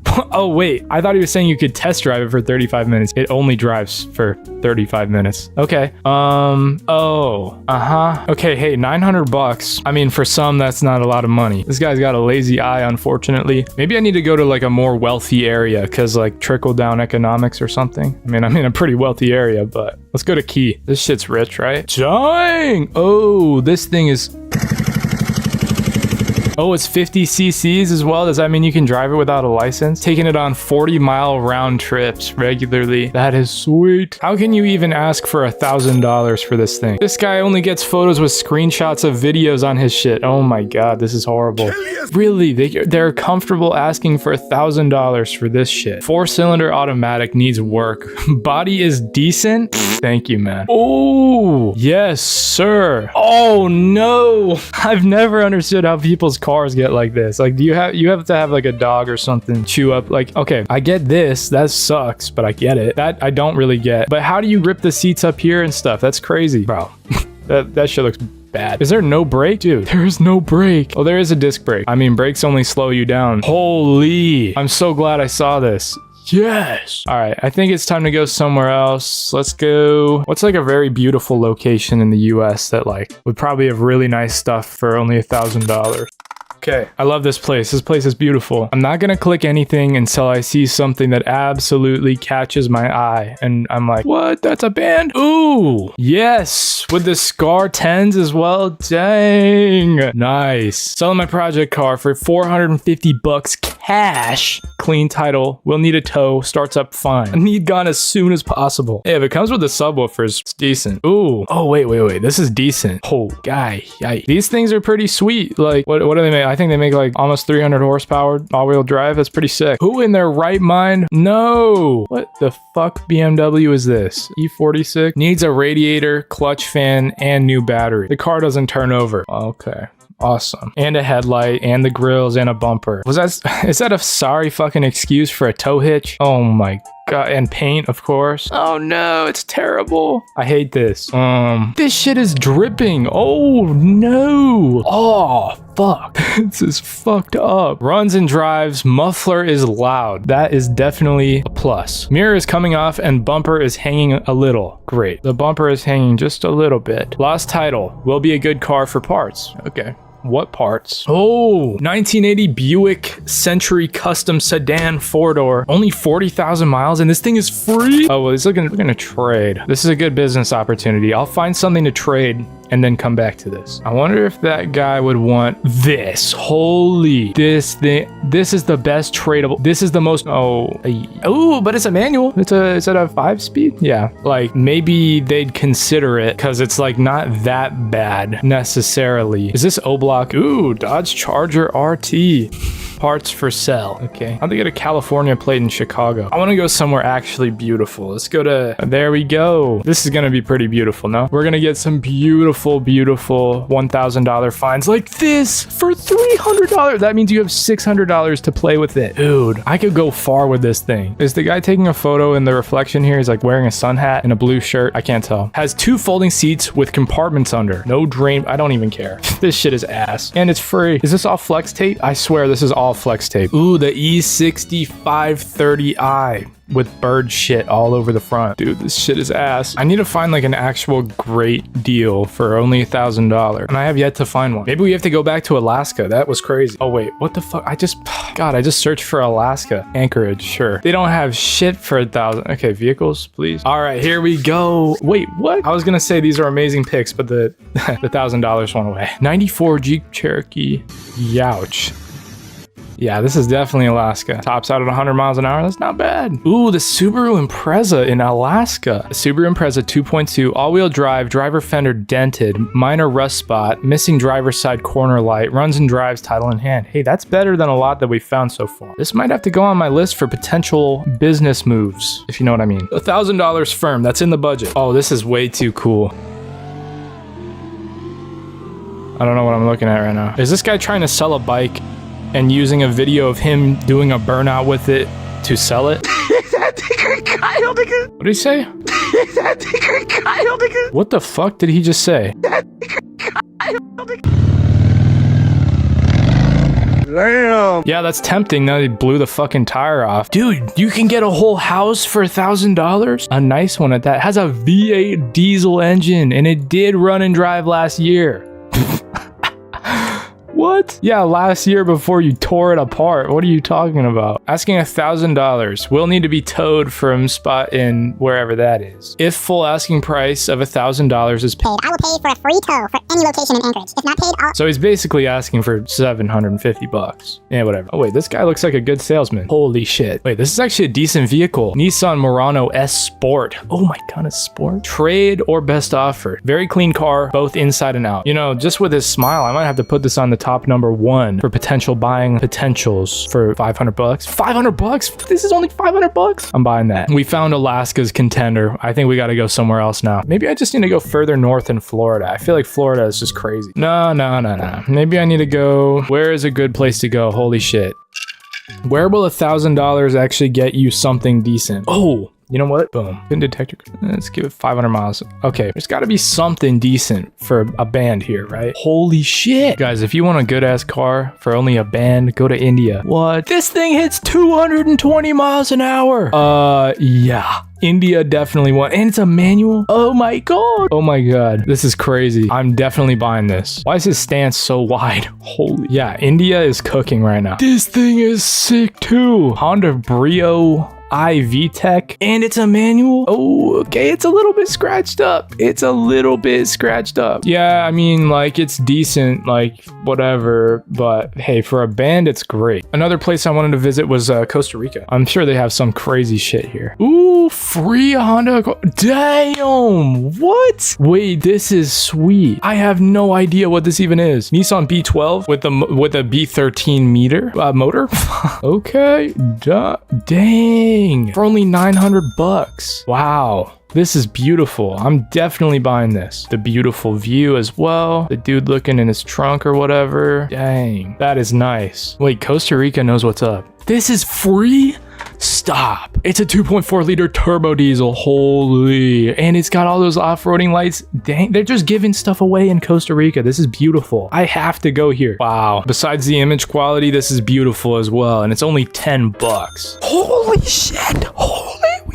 We got the crap Civic with the shitty wheels and the stupid banner for free as well. Did they paint their drum brakes? They painted the drum brakes. I've never seen painted drum brakes before. That's crazy. I got the M grills back there as well. These guys know what's up. For 27 Costa Rican colones, you can get this thing with a K&N intake. This stupid grill. And it'll get you from point A to point B every time, I'm sure. I feel like this looks like a reliable car. The Echo, whatever that is. Toyota Echo. And it's manual. And it's firm for $15. $27, I mean. Beautiful. Beautiful. Okay, Costa Rica definitely has the best offers for only $1,000. If you're broke like me, you gotta go to Costa Rica and get a car and drive it back somehow.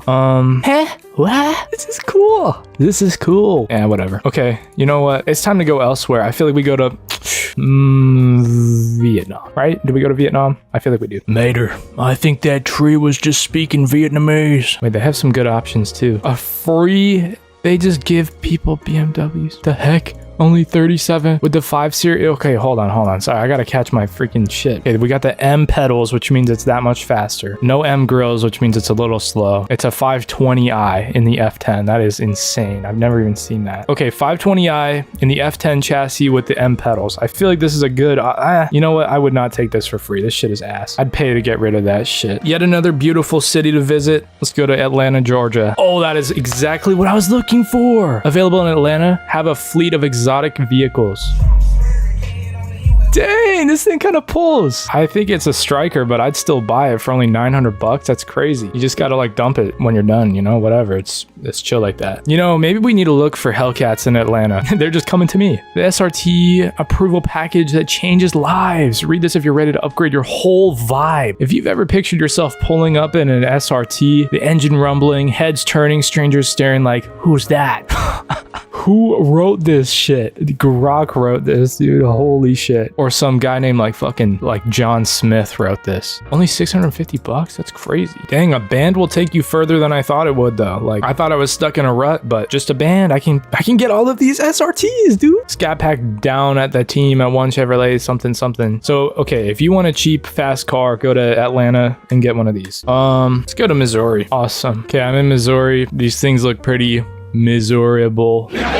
Anyway, I'm thinking since this shit looks so bad, we turn the tables here a little bit, if you know what I'm saying. Let's set the minimum to $100,000. They don't even have shit for 100K. I said, the $10 million Civic. It only has 1,500 miles. I feel like that's fair. Just a feeler post to gauge the interest.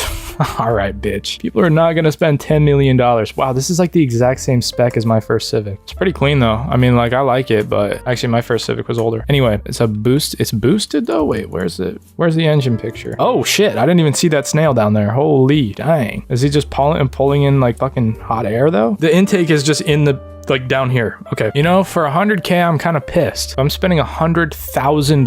$100,000. I can get this? Are you fucking with me? You guys want me to spend $100,000 for this shit? I was getting better things for 1,000. You know, maybe the rich do have it bad. This is chill though. Something very, very light. Acura NSX. Yes! I can get a forklift. Holy shit. I can get multiple forklifts in that thing. I'm always seeing the TSA people driving around on this thing, or like the plane dudes. I love those. I feel like if I was ever gonna like get a bunch of minions or something, I need to get them all these forklifts and shit. I need to get a forklift certification so badly. Holy shit. Those tires. Damn! I'm sorry. I need to get 100K because holy shit, I need a fucking one of these. Yeah, I mean this shit is alright, I guess. Like I feel like I could get something better than this for a band. This shit is ass. Wait, what? That's chill as fuck. That's chill as fuck. Big ass house, big barn. Holy. All right, I'm sick of this place. It's miserable. I'm going to Detroit, Michigan. Let's see what you can get for 100 grand in Detroit. Dude, what the fuck? For 100 grand, you can't have shit in Detroit. You have to make 6 figures to get this in Detroit. Holy shit. Wait, we're actually not even in Detroit yet. We're in Grand Rapids. God. Well, let's see how far you can get with $1,000. Boring. And bus available with a pole? 18 to 40 passenger bus available? Hidden information? Wait a minute. This might be my next purchase. Holy shit. Oh my god, this is the worst photo I've ever seen. Lincoln Continental. Holy, that is cushy. That shit looks like horrible. Asking for 3 grand. Why'd you list it for 1,000 then?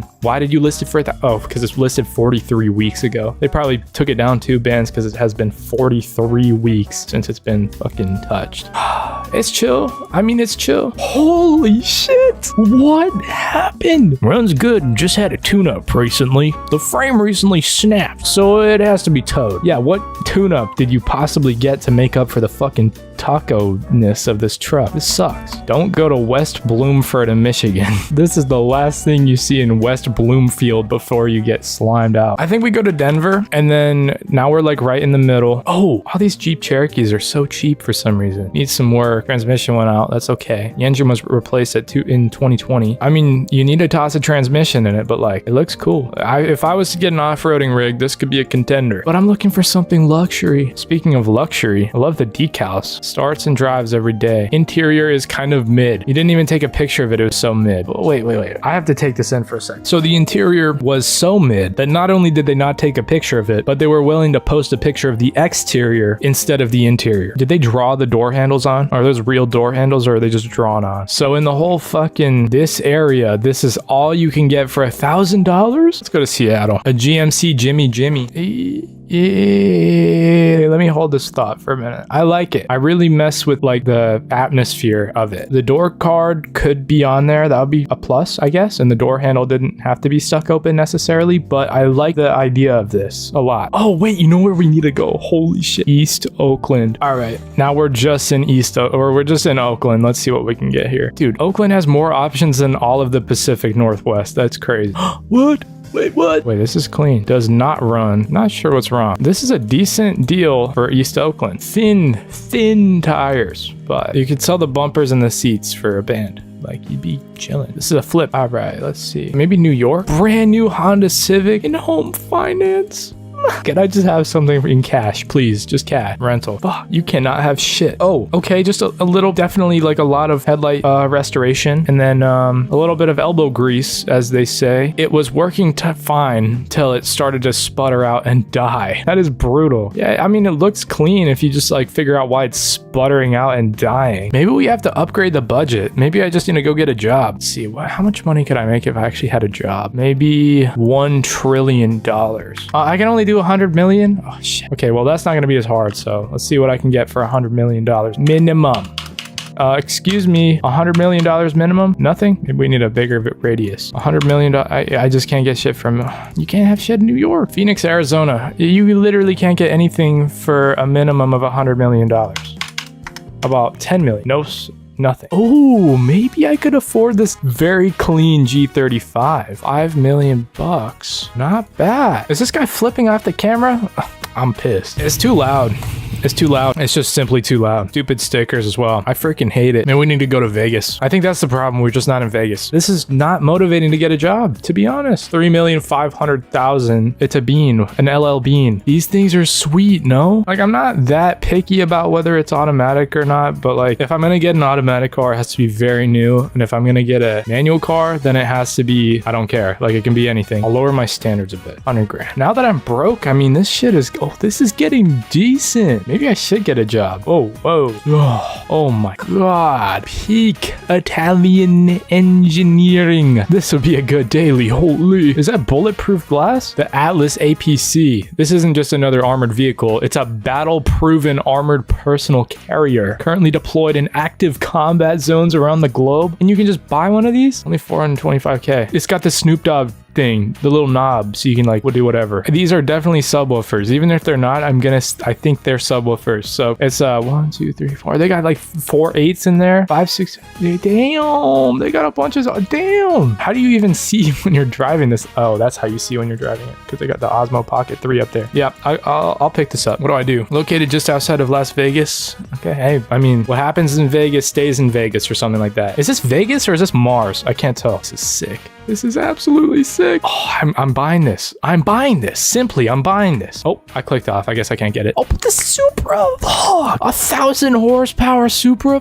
Whoa. Whoa. I like this strut bar. It'll make it hard to work on a little bit, but I like it. Dude, even the oil catch can is like fucking chrome. Everything's chrome in the future. Holy shit. Oh, holy shit. This looks like the rent to income prices chart from like the 80s to 2026. This is sick. I mean, like, this graph is sick, but that's not necessarily sick. I'm gonna buy it, I think. Yeah, I'll pick this up after I get a job. This sucks. This is art in somebody's yard. I don't give a shit about this. And I'm not paying $125,000 for it. I'm not. Decent. It's chill. These things are tiny in real life. I didn't realize until I saw one like a couple years ago for the first time. They're like very small. Okay, so you know what? Maybe I'll have to go get a job, because there are some decent, I guess, like some decent dailies in this town. But you know what? I'm gonna go apply for a job right now. Wait, never mind. I don't feel like it. See what the Mormons have for us. All right, Mormons, lock in. Bunch of trucks. That is exactly what I expected. This is sweet. I'm definitely pulling up to the functions in this thing. The functions that I'm invited to. And also, how do they have 5% tint on this JIT? Oh, no, they don't. I'm tweaking. Wait, what? Am I tweaking? Like, this is 5% tint and this is 0 tint. Whatever. They just knew how to do it back in the day, I guess. They just knew how to do. Oh, holy shit. 190. For only 400 grand, I feel like that's doable. Oh, wait, no, it's not. It's 399K. 1990 Mercedes-Benz 190e Evo 2 is an exceptionally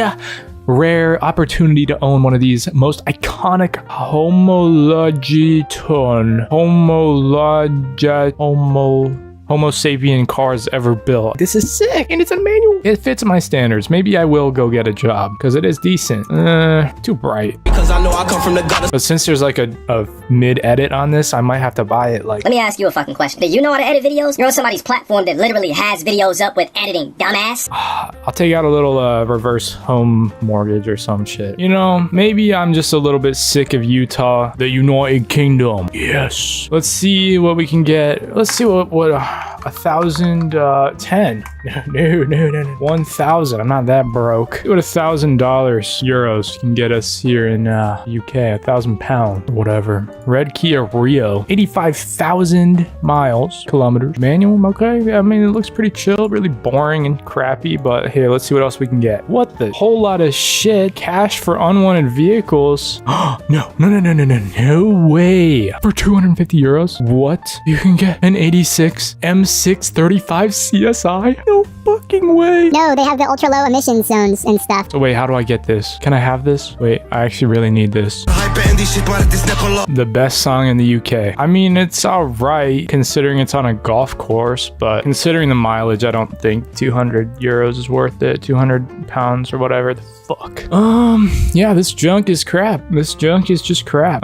Germany and Munich. What the heck? You guys have, damn, this logo is big. Holy shit, they are proud of this $1,000 car. Wow. German engineering, am I right? Ooh, okay, that's more like it. This is more my speed. Okay, that's cool. This guy's got the side smirk going on. That's pretty sick. Comes with everything in the photo. Whistler, Canada. A little bit of skiing, a little bit of biking, a little bit of screwing around. I'm sure they have some crazy bikes for sale in Canada, but we're looking for cars nonetheless. $120 and you can get this sick car with a freaking scratch on its eye? Whoa. Serious customers only. Message me with phone if you're interested. You cannot be acting like this is a cool car when you got the freaking scratch all up on the eye. Oh, this is more like it. Wait, this is legit. Oh, wait, a house? You can get a house for $650? This is nice. It's got the V6 as well. You got the kitchen, the bed, storage. Wait, this is cool. I feel like this is actually pretty cool for $650. Mazda Tribute. What kind of tribute? It's a mechanic special. Luckily, I'm a special mechanic when you think about it. So, frame is in good shape, no dents, great on fuel, recent wear, blah, blah, blah. Has a rough idle, not bad. Burns oil. Okay, yeah. I got a BMW, I know. Gas dial does not work properly. Okay, no big. AC doesn't work. Oh, that's kind of a, that's not good. Right side view mirror was falling off. Fuck. Wait, I don't know if I can do it then. Message me with any questions. No, I will not. I need 500 miles of Wyoming. Let's see what we got in Wyoming. Bentley, Chrysler. This vehicle, it's available for parts only, motor sold, catalyst sold. Bad. Why are you guys listing this junk under vehicles? There is a vehicle there, I suppose. Okay, they got me there. Wait, there's a golden pirate. That's funny. Keys for most vehicles. Wait, what the fuck? This dude is selling the key to the city. Okay, that's ball. Holy. Dude, wait, I have a crazy idea. I get the striker from earlier, and then I get this guy to help me get a key for it. Think about it. Okay, what else can I get in Wyoming for $1,000? No. Hydrojet trailer. What the fuck? That sounds badass. Count me in. That is cool. Motor is bad. Motor got pulled. Well, not. Fuck. Wait, but this sounds badass though. I don't even know what it is. Hydrojet trailer. Is it like a pressure washing thing? I don't know. Wait, let's try to figure this out. Idle, the choke, wheel speed. Wait, why is this all written with Sharpie?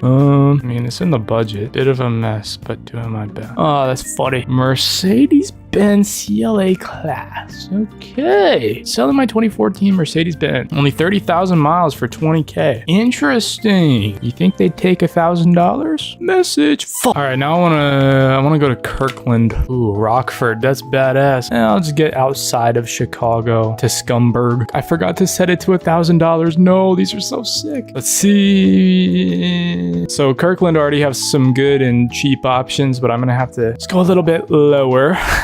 Oh, but these are decent. These are not that bad. Car brand stereotypes part 3. This is where gets serious. Car brands reflect your personality, so choosing to buy from the right one is very important. This is what your car's brand says about you. Dodge Ram. Dodge drivers and Ram drivers are two very different types of people. On one side, you've got Brokeback Mountain Cowboys, and on the other, you have NLE Choppa. Dodge is putting way too much power in the wrong hands. They make 700 horsepower land boats that only go in a straight line and turn about as sharp as a galleon in the 16th century. Although I will say the Viper is a proper track car. It's got good handling, but it doesn't really matter how well it handles because this car is basically a Miata with a V10 in it. These cars can run a quarter mile in almost 10 seconds, but you're going to be 10 feet under before you get there. These cars actually are death traps, to be honest. Ram trucks are also just 16th century galleons, but in truck form. If you're driving one of these trucks, you just wanted a truck, and then you convinced yourself that you needed a sporty Dodge engine along with it. You wanted a big Hemi, and you wanted a loud exhaust, and you wanted more power. You're pretty much just looking for a muscle car that'll do the maximum amount of damage to another car when you crash into it. Maybe that's where they get the name from though. GMC. There are two types of GMC owners. The first is the broccoli head TikTok kid. These dudes have their GMCs whited out with RGB underglow and a tasteful 45-degree squat.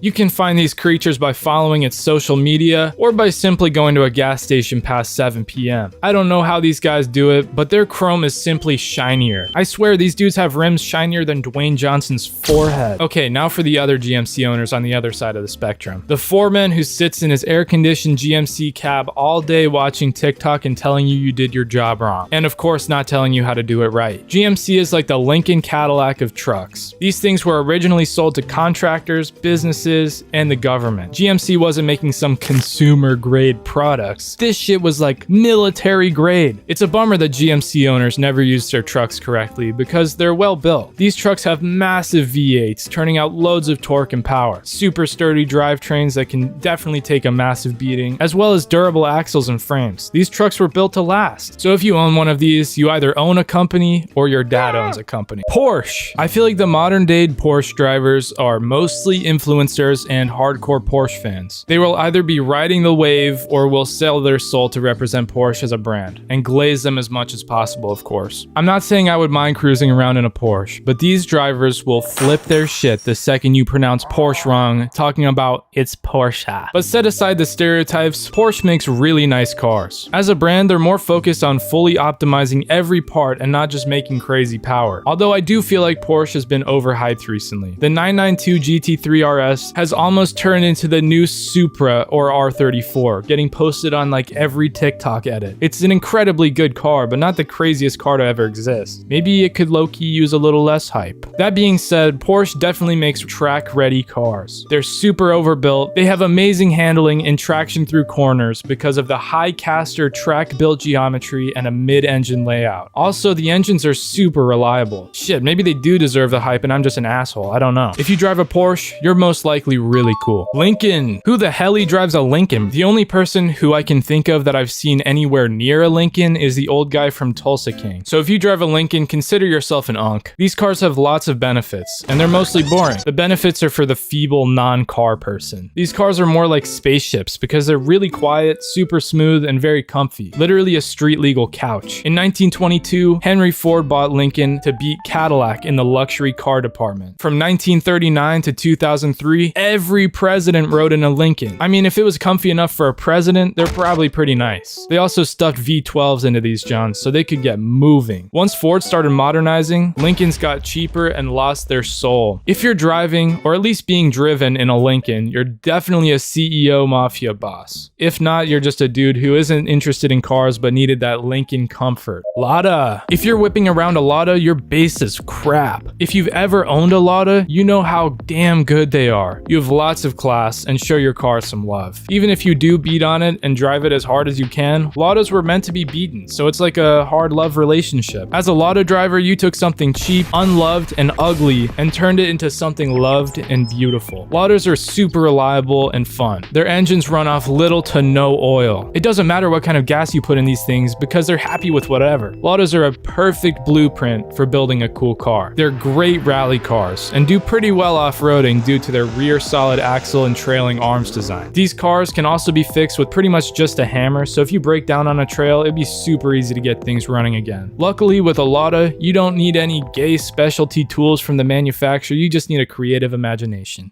Cadillac. Cadillacs low-key have aura, guys. A murdered out Blackwing that's lowered kind of goes crazy. This shit pulls too. These cars have supercharged V8s and come with a manual transmission. This company is a cornerstone of America. Its presence is huge and they used to make crazy aircraft engines that would be fitted into fighter planes, bombers, and all sorts of military equipment. Their engineering became so good, these engines could run for hours, even days, in freezing conditions, full throttle, and with zero failure. This is why Cadillac has been one of the most dominant teams in endurance racing. While other teams are fooling around with small turbocharged engines, Cadillac brings in their big American V8s that don't fucking break. Cadillac did have a time where they were fumbling the bag though. They started making cheaper cars with less power and shitty interiors, and they even stooped as low as front-wheel drive.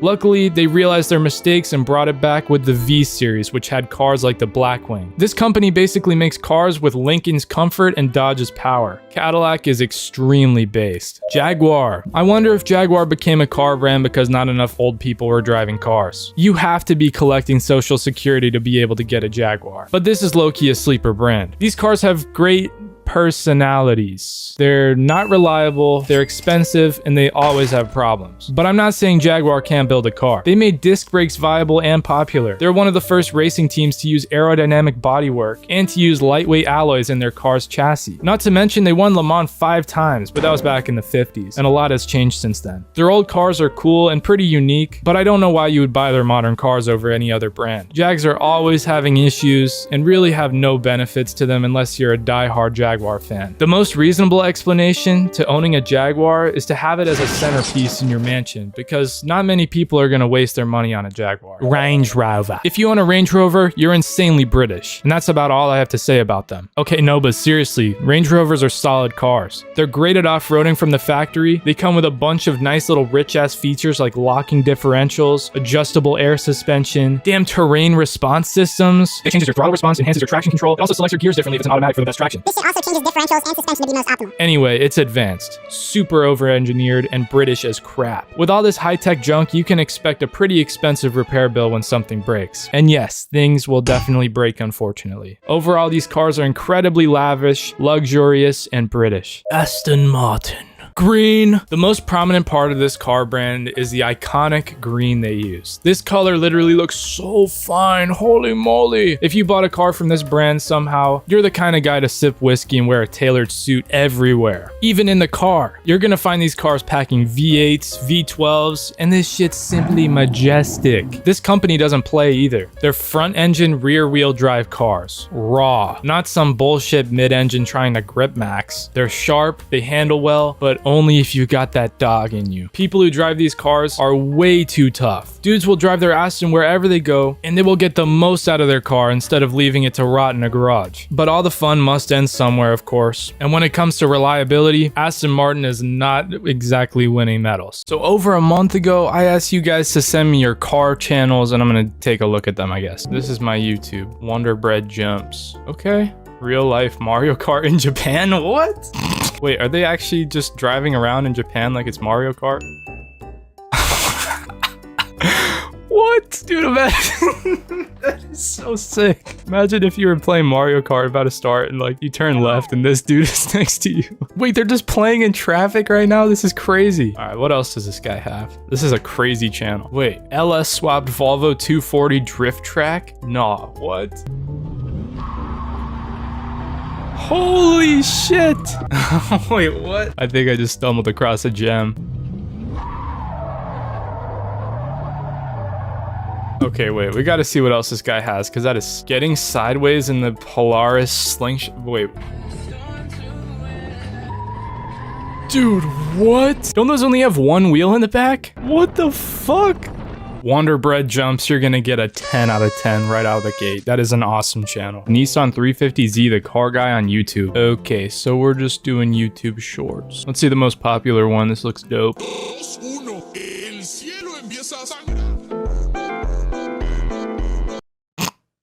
Aura Farmer. Dude, this shit is sick. I'm gonna have to give you like a 3 out of 10, my fault. Okay, let's check this one out. This looks sick. Okay. Oh, dude's driving the sim in Roblox? Dang, okay. Oh, those downshifts were good. This is Roblox? Wait, no, this is... Okay, he switched to Roblox. Let's see. Okay, this looks more like Roblox. This shit sucks. Awesome, dog. Guap. 19-year-old sim racer. Okay, let's see this. Oh, only 23 hours ago? Dang, this shit looks horrible. It's just too bright, dude. Dang, this junk looks crazy. Dang. Wait, why does this dude kind of have the wheel? Holy shit. That is sick. Oh, no. Guap, I'm gonna give you like a... I'll give that a 7 out of 10. That was pretty sick. First time drifting. Wait, that intake sounds kind of nuts.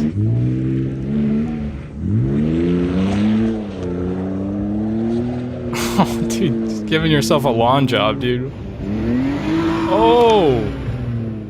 Dang, you have that under control, though. What the heck? That was sick! Oh! Damn, this camera work is crazy. Attempt number 4, you're gonna try again? Dude, chill out. I really like the sound of that intake. That's cool. Dang. Okay, yeah, this is cool. S turn. I'm gonna give this the fire emoji. That was pretty fire. The con man. Let's see. Oh, okay, so we got some Roblox car content. Are those the Scar SVRs and a squatted Tahoe in fucking Roblox? Ladies and gentlemen, we have hit 400,000 subscribers. So I want to Who is this? All right, I want to hear these. I want to hear these subs, dude. Oh, I know the bass is gonna be good on this one. Turn it up. What the fuck are we? This is sick. This. My channel isn't even about cars. Not posting it. Drift King. All right. Nothing. What the? Is not what I tried to click. Rock and roll lover. Mine Forsta. Egg. Wait, this is sick. Who just ripped ass? No, you heard that. What was that? Hell no. Little Red Rider. Okay, let's check this out. Okay, let's see. My 5-year Minecraft Forever World Tour. Okay, I want to check that out. Lifted Pavement Princess. In real life. What is this?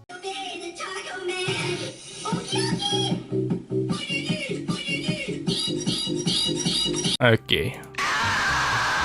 I cannot fathom a reason as to why someone would own one of these humongous piles of visual diarrhea. Yeah. Okay, my 5-year Minecraft Forever World Tour. Who is this? Hey guys. Damn, this shit is sick. Yeah, cozy. All right. Wait, this is the chillest world ever. Yeah, I like the Minecraft world. That's sick. Crescent Creek Outdoors. Off-road 4x4 test? Holy shit, this is sick. Okay, wait, let's see the most popular video. I got the Dodge D300 running. Okay, folks, I finally got a starter relay. Tried to install it on the money pit. That is a huge engine bay. Holy shit. Okie dokie, I got that battery hooked up. Wait. Is that how you're gonna start it with the terminal on it like that? We dead ass? Dude, that sound like bagpipes. Yeah, yeah, not quite. Probably needs more fuel. Glub, glub, glub. Okay. Come on. Oh, pull a plug. That would make it not start, yeah. Okay, now that I hook that back up. Nope. Needs a bit of fuel. Hey! Listen to that puppy purr, holy. Nice. Oh, yeah. Nice, dude, that was sick. I like your channel, I'm giving it eyes. That'll count as like a 9 out of 10, that was pretty sick. Car Media PT, getaway? All right, let's check this out. Warning. The stunts in this movie were performed by professionals, so for your safety, do not attempt any of the stunts you're about to see. E34, okay. Did you shoot this or you just edit this? This is sick. Oh man, I wish I could show that because that is so cool, but I can't. Gonna get fucking banned. Type of shit I'm on with my Slam, Geo Metro, and Turbo Honda and Overland Jeep XJ builds. Okay, let's check it out. Jeeping around in the XJ 2025. Okay. Oh yeah, this thing just hauls ass through anything. Oh, never mind. Okay. That shit's hard. What? I like the cinematography here. You got a very, Wait, you made that? Dang. You just built a snorkel like it was nothing and started driving the Jeep. That's crazy. Dude, this is awesome. Hey, if any of this stuff interests you, be sure to watch, because this is cool. This is cool. Slapker.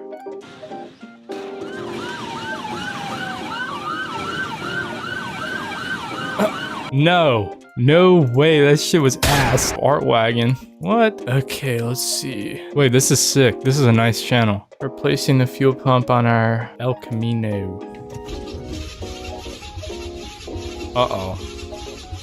Putting hydraulic brakes on my mini bike, that's sick. These mechanical brakes on my mini bike suck. Yeah. I'm gonna change with these new hydraulic brakes. Oh, sick. This guy's a genius. Holy. And we got some chill music too. Holy. Hey, be sure to check out Fart Wagon. This is shit. I mean, this is sick. Fart is Swede for speed. This is awesome. The Ripper. An animator and gamer. Okay, let's see what we got here. Car related channel, remember.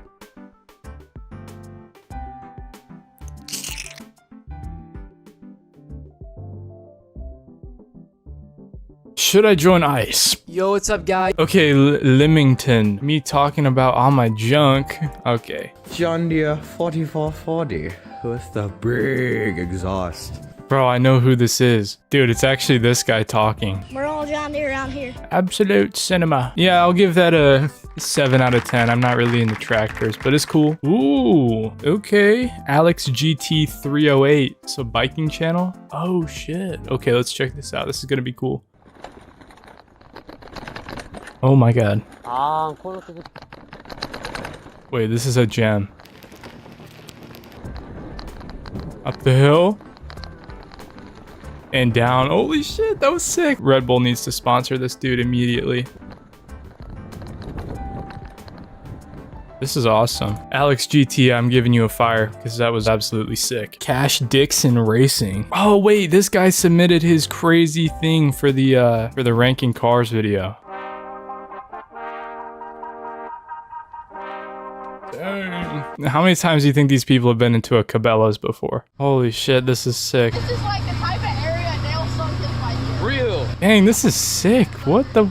I want to do something like this. It's cool. Cash, I'll give you a fire. Nah, that was so sick. I'll give you a wilted rose for good measure. Oh, wait, what? Wait, maybe this is about to be sick. 370Z Toge run featuring DIY muffler delete. Okay, I can't wait for this. Chill as fuck. Okay, this guy's nonchalant. Holy. Oh, downshift. Okay, this looks like a nice road, dude. Nah, alright, I don't know how much of this I can show. But that's a sick channel, Gavin. Fire. El Chaparo. I do random videos. Let's check this out. Riding to Freddy's at night. Yeah, I still got gas. I'll be fine. Oh, wait, this is sick. So it's not too busy right now. Woo! Dang, he's flying, dude.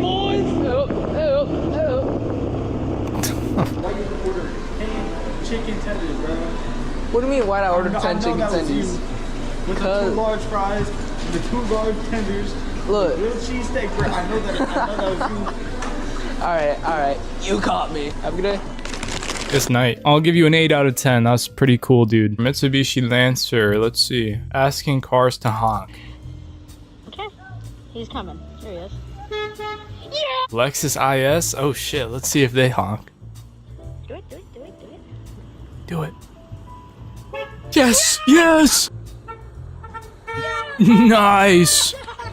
Oh, that one was my favorite. That was so good. Oh, what? Why'd he throw the sign? Wait.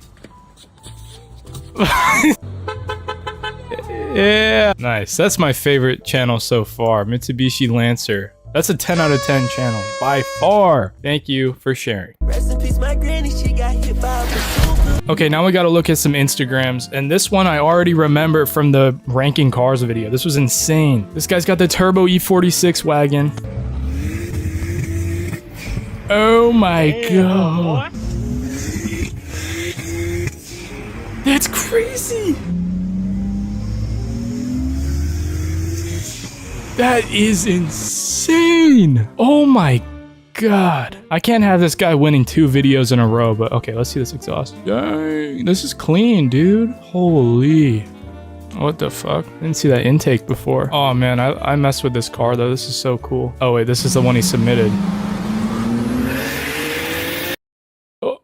Okay, it cut out. But hey, I mean, if you saw the last video, you know it's like, it was sick. Next. Honda S2K. This guy was also in the last video. And I think one of the winners as well. I love this car. Holy shit. And look at that fitment. It's just so crazy. I feel like usually I'd say that's too tight of fitment, but I feel like for a S2K, it makes sense, right? Is that crazy? I like it a lot though. Got are those PS4s as well? And yep, Pilot Sports. Holy dude, this guy knows his shit. You got the WRX too. Shit, okay. I'm gonna give you a 10 out of 10. This is a beautiful Instagram. I like that you have like such cinematic photography. I guess cinematic photography doesn't make sense, but you put a lot of effort into your photos. I like it. Ohio parking. Okay. Oh, is this just all shitty parking? Dude. Hey, I mean, you can't blame them. It's white everywhere, right? All right, that's crazy. That's not that bad. That's crazy. That's not even worth it. That's not that bad at all. It's annoying, but it's not that bad. Not bad.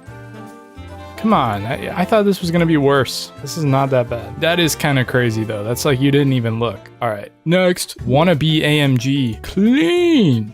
Yeah, okay. Hey, it looks like you're putting in some hard work. All right, that's cool.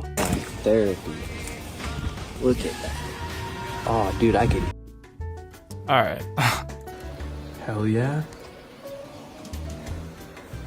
Hell yeah. I think 3 out of 10 for the car, 10 out of 10 for that post specifically. MCC car photos. Oh, okay. That's sick. Dang, those lights are crazy. Is this a 2.5 RS or an STI? I think it's an STI. Shit, I'm stupid. I like how you just dabble your Jeep throughout this. It's like those people who put themselves in like the black pill edits. Oh, this guy knows what he's doing. Holy. This is crazy. How do you go to all these events? Oh, P31 BJP. This guy helped with the UK video. And I like his cars. Is this a compact though? 316i. Okay, this is surprisingly good looking for a 318. Is that a 316? Holy shit. That's crazy. But this is cool. Dang, dude.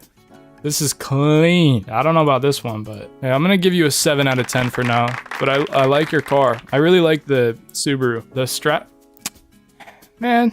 This shit is a 0 out of 10. Who submitted this? Project S12 Revival. Holy, you got a big project ahead of yourself. I feel like I've seen that though. I feel like you've sent this. Yeah, I've definitely seen that. Hey, good luck though. I'm gonna give you like a, I don't know. I'm gonna give you like a 1 out of 10, but then show me when it's done. It's gonna be so sick. Please let me know. Oh, wait. Oh, this thing is sick. I remember this. Dang, everyone's like resubmitting shit from the ranking video. This is cool, dude. Dang, takes a lot of work, huh? Okay. That is cold as shit. Nice, dude. I like this car. I miss it. I miss watching those videos. I kind of like the blue. Like, it looks really cool. No regrets. I think for this picture, I'm gonna give you a 10 out of 11 out of 10. That YTA, Seth. Oh, okay. I think this is Seth. Oh, and go-karts too, but this is clean. Dang, imagine just driving around having this big vent right here. That would be weird. I've never driven a car with like such a big hood. I like it though. Some chill photos as well. Nice. Good haul. Hard rock. Sick. Okay, now we're gonna look at Sideways Sage's TikTok account. It's actually crazy. I went from collecting these to collecting these. Damn! Oh, this guy is crazy. How in the world? Dude, this shit is legit. Holy shit. Come on. What the fuck? Oh, what the fuck? Dude, this TikTok account is clapped. What the hell? Bill on TikTok. Okay, let's see. Holy fucking hell. I'm rednecker than you. I can't wait for this. I'm gonna be a doctor. Yeah. How much do you want to make? I'm gonna make people feel okay. Dude, this is all copyrighted music. Stop. I just pulled up some TikTok accounts. Let's look through all these. Oh my god, I'm gonna have to do the puzzle for all of them. Holy sh. Try again. That's right?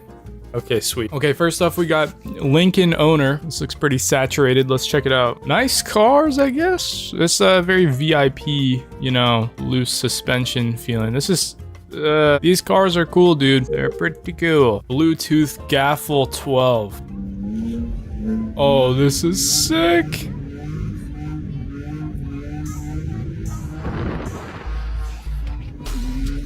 Oh my god. Hey, but this is cool. Like, if I could play the music, it would sound cooler. Dang, this E60 is nice. A little bit over the top, but far. I'm just trying to look at this guy's account. Jesus.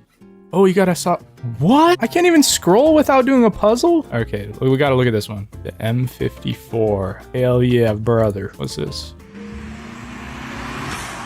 Oh, it's this car. This Saab was so clean. Yeah, this guy was in the ranking cars video. That's sweet. Nice, dude. I'll give you a 8 out of 10. All right, another puzzle. Okay. There we go. M4 WTK 6667. Holy sh. You gonna ride the moped or something? That's sick, dude. Oh, we got the Z3 as well. Dang. This thing is cambered out a little bit. Damn. That's tiny. I've always thought Z3s look a little bit like a boot, but it's cool. All right, I'm gonna give you a... And, oh wait, that's a nice road though. This is sweet. Nice, yes. Yeah, I'll give it a 9 out of 10. It's sick. Okay. Oh.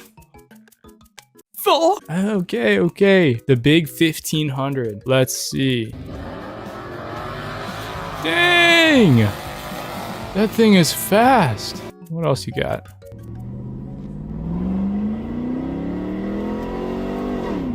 Oh, that was a mean shift. This guy's in GTA 6 already. Okay, well, I'm gonna give you a, let's say 4 out of 10. Oh, we got an E39, okay. A 530i, okay. Wait, these have the V8s, right? I hope you have some of, like, no music. I just want to hear it driving. Cold start, let's hear it. Mean, dude. Awesome. E39, I'm gonna give you a 6 out of 10. It's cool. I don't like the M grills. That's the only thing, dude. Let's see what else we got here. Oh wait, it's the Volvo guy has the TikTok as well. Oh, this video, this is awesome. Oh my god. That intake sounds so oh my god. Did you hear that like initially when he stepped on it? Oh my god. That sounds crazy. Holy. Dude, an LS Swap 240 is so cool. Sound isn't available. Okay, well, we can just imagine it. Chilling in the Volvo.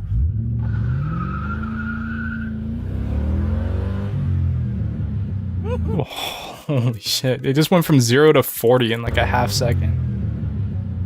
Dude, I'm gonna give you a 10 out of 10. This is sick. Best account so far is this LS slingshot bullshit. It's cool. God, what is this car? This shit sucks. I kind of mess with the wheels, I guess, but dude, this thing is clapped. I'm giving you a 10 out of 10. That was sick. Oh, fuck. That one Bronco won. Oh, wait, this dude's got remote control cars and shit. Okay, I gotta see some tech decking videos. Holy, he's kind of clean with it. This is not car related at all. That's a 10 out of 10, but 0 out of 10 as far as cars. Maybe like a 1 out of 10. Holy shit, is this tough? I gotta move over to something else. Oh, we got a GTA TikTok account. Okay, this is pretty cinematic. Don't give a shit at all.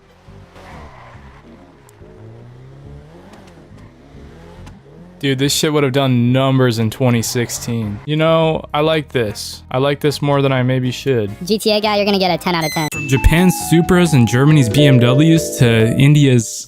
Which country actually has the best cars? Italy. Yeah, Ferrari, Lamborghini, blah, blah. Fuck off. It's Fiat time. The Italian Mini Cooper. It's slow as crud, unless we're talking about corners. That's where these bad boys shine. The Fiat 500 is ugly as slow as but can take a turn like it's on rails. So yeah, obviously Fiat isn't the best brand from Italy. We've got Ferrari, of course, making bangers like the F40, the 250 GTO, the 812 Superfast, and just way too many other cars to list. But I'm not gonna give them the crown just yet because we can't forget about Pagani. I also can't forget about Alfa Romeo with the Italian BMWs. This country is a tough one. I'm gonna give it to Ferrari, even though they're an asshole brand for not letting people modify their cars. Still think they're the best cars that Italy has made. Canada's cars suck. I'm gonna give the best brand award to this thing because of the T-Rex. It's time for some freedom! The USA produces the most badass eagle-screeching, gun-shooting, gas-guzzling cars of all time. I'm not talking about the Cybertruck though. And dude, the US knows ball. Like the Cadillac CTS-V wagon? That shit's dope! Also, the 2005 Ford GT was an instant American classic. The Dodge Viper scares me, and Corvettes are pure badassery. Honestly, I didn't used to love Corvettes, but then I helped my friend work on a C4 and it made me understand the hype. Those cars are pretty freaking raw. and sendy. Why the hell do American cars make you sit so far back though? When I sit in one, I feel like I could roll the window down and touch the back wheel. Maybe that's why they have such a bad reputation for handling, but a really good reputation for looking fucking awesome. Hell yeah, brother. I personally think the American car brand battle is between Ford and Chevy. That's coming from a non-American car enthusiast, so take that with a grain of salt. To ease your mind, I'll give the crown to Ford for now because the Raptor R is dope and the old F-250s are really cool, and the 3rd generation Ford Ranger. Now let's focus on Europe for a little bit, since they got some crazy shit you might not know about. Turkey dropped the TOG T10X, which looks super boring to me and has a terrible interior, but I just really like saying TOG. So that's definitely a point. What the f is an Andal Bokek?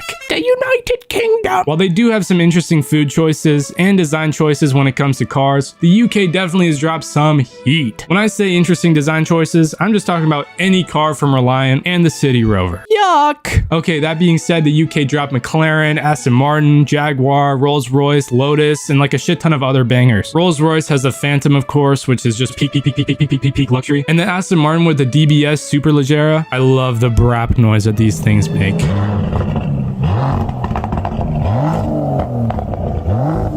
Jaguar dropped the Shaguar, which is Austin Powers' daily. I'm kidding, the Jaguar F-Type R is a mega Jag win. And Lotus made the Fox body, Carlton, which looks freaking cool. And oh yeah, the McLaren F1. Okay, out of these, the best brand from the UK is going to Mini. Germany. Germany. What a great country. The nature, the beer, the pretzels, it's all amazing. But all of those beautiful things mean absolutely nothing compared to their cars. And holy shit, these Germans can drive them however fast they want. It's just so unfair. So what are Germany's best cars? The Mercedes 190e is such a beautiful car. Mercedes actually crafted the most exquisite looking car when they made the 190e. Just look at this thing, right? As a BMW Glazer, I think these things look nicer than E30s. Also, fun fact about the 190e, some trims had self-leveling rear suspension, so that's just badass, I guess. This is gonna sound like an absolute generic cornball opinion, but the Porsche 911 GT3 RS is such a good car from Germany. I can't help but give it a spot in the top 3 best cars from Germany. You already know all about it since it's so popular, so I'll move on to my next pick. Okay, this one might come as a bit of a shock to you. No, I'm just messing with you. It's the BMW E46 M3. Beautiful looking car, raw driving experience, and such a cool engine. 333 horsepower from that straight 6, probably feels so good to drive. Guys, can you please spare a buck so I can get one of these, please? I'm gonna give Germany's best brand to Porsche. Porsche knows how to make some good damn cars. Bonus round. Brazil also has a super cool and weird car community. They have so many front wheel drive cars that most people lift the back for better traction. I think it's cool that they have such a strong underground car community, even though they're kind of set back by having so many front wheel drive cars. That being said, I think the best cars that this country has ever produced are all rear wheel drive. The Chevrolet Opala SS. This thing just looks like any other American muscle car, but it's Brazilian, so I guess that's cool. The Volkswagen SP2 is way too cool looking. I really like the stance and the headlights. Chevy made the Puma GTB in Brazil, which is also awesome looking. I think it again looks like any other American muscle car, but with a little bit of Brazilian swaz. I'm gonna give Volkswagen the best brand award for Brazil. France. Oh, bonjour, je m'appelle Gassy. Yeah, the French don't really have Jacques shit to offer. I'm kidding, they made Bugatti. I've talked a lot about Bugattis in my best of every cylinder video because as you probably know, these cars have insane engines and they look bad freaking ass too. Also, Puget is super cool. They made some of the best hot hatches like the 205 GTI. Looks just like a French VW in my opinion and packs a pretty solid punch. And you cannot forget about Alpine. The A110 looks so mean. I don't know what to think of the fog lights on the newer models, but they look badass on the old one. They don't make dumb power, but they're such light cars that you don't really need all that. France, the best car from your country is not Renault, even though Renault made the Celio V6. They just fucked up so badly with the Avantime that I'm not even gonna consider them the best car brand. It's gonna be Bugatti, right? I don't know who else it would go to. Sweden! Yes! It's time for some beautiful brands to be mentioned. Whenever I think of hooning around in the snow, I think of Swedish cars. To all the Subaru dudes, spare your comment, I know you exist too. But anyway, these Swedish people know how to make some super safe and super cool looking cars. Although they up the Saab 79X, Saab also made some sweet cars. The 900 Turbo, for example, was a sweet f***ing ride. But Saab, I can't give you guys a crown, sadly. If your cars were that good, then maybe they'd still exist. But I'll toss you guys a participation award for that Aero wagon. Volvo can have my children. Volvo is just such a cool brand, and they make a shit ton of cool cars. The 850R, the V70R, the S60R, and of course, all the variations of the 240. Volvo just knows how to do it. But what do you think? Is Volvo above Koenigsegg? Dude, the Koenigsegg Agera RS is just like, what the fuck were these Swedish dudes snorting? Adderall? Fentanyl? Yeah, this shit is just like peak. If you've got one of these, you might as well just drive it for a bit, then die. You finish a campaign. Obviously, Koenigsegg makes faster, cooler, and more expensive cars, but that's not a good reason to put it above Volvo in my opinion. I'm gonna toss Volvo the crown for Sweden, but feel free to argue with me in the comments because I don't know how nicely that decision sits with me. Wow, we've been through a lot of major countries already, but we still haven't even touched on places like Japan or Egypt.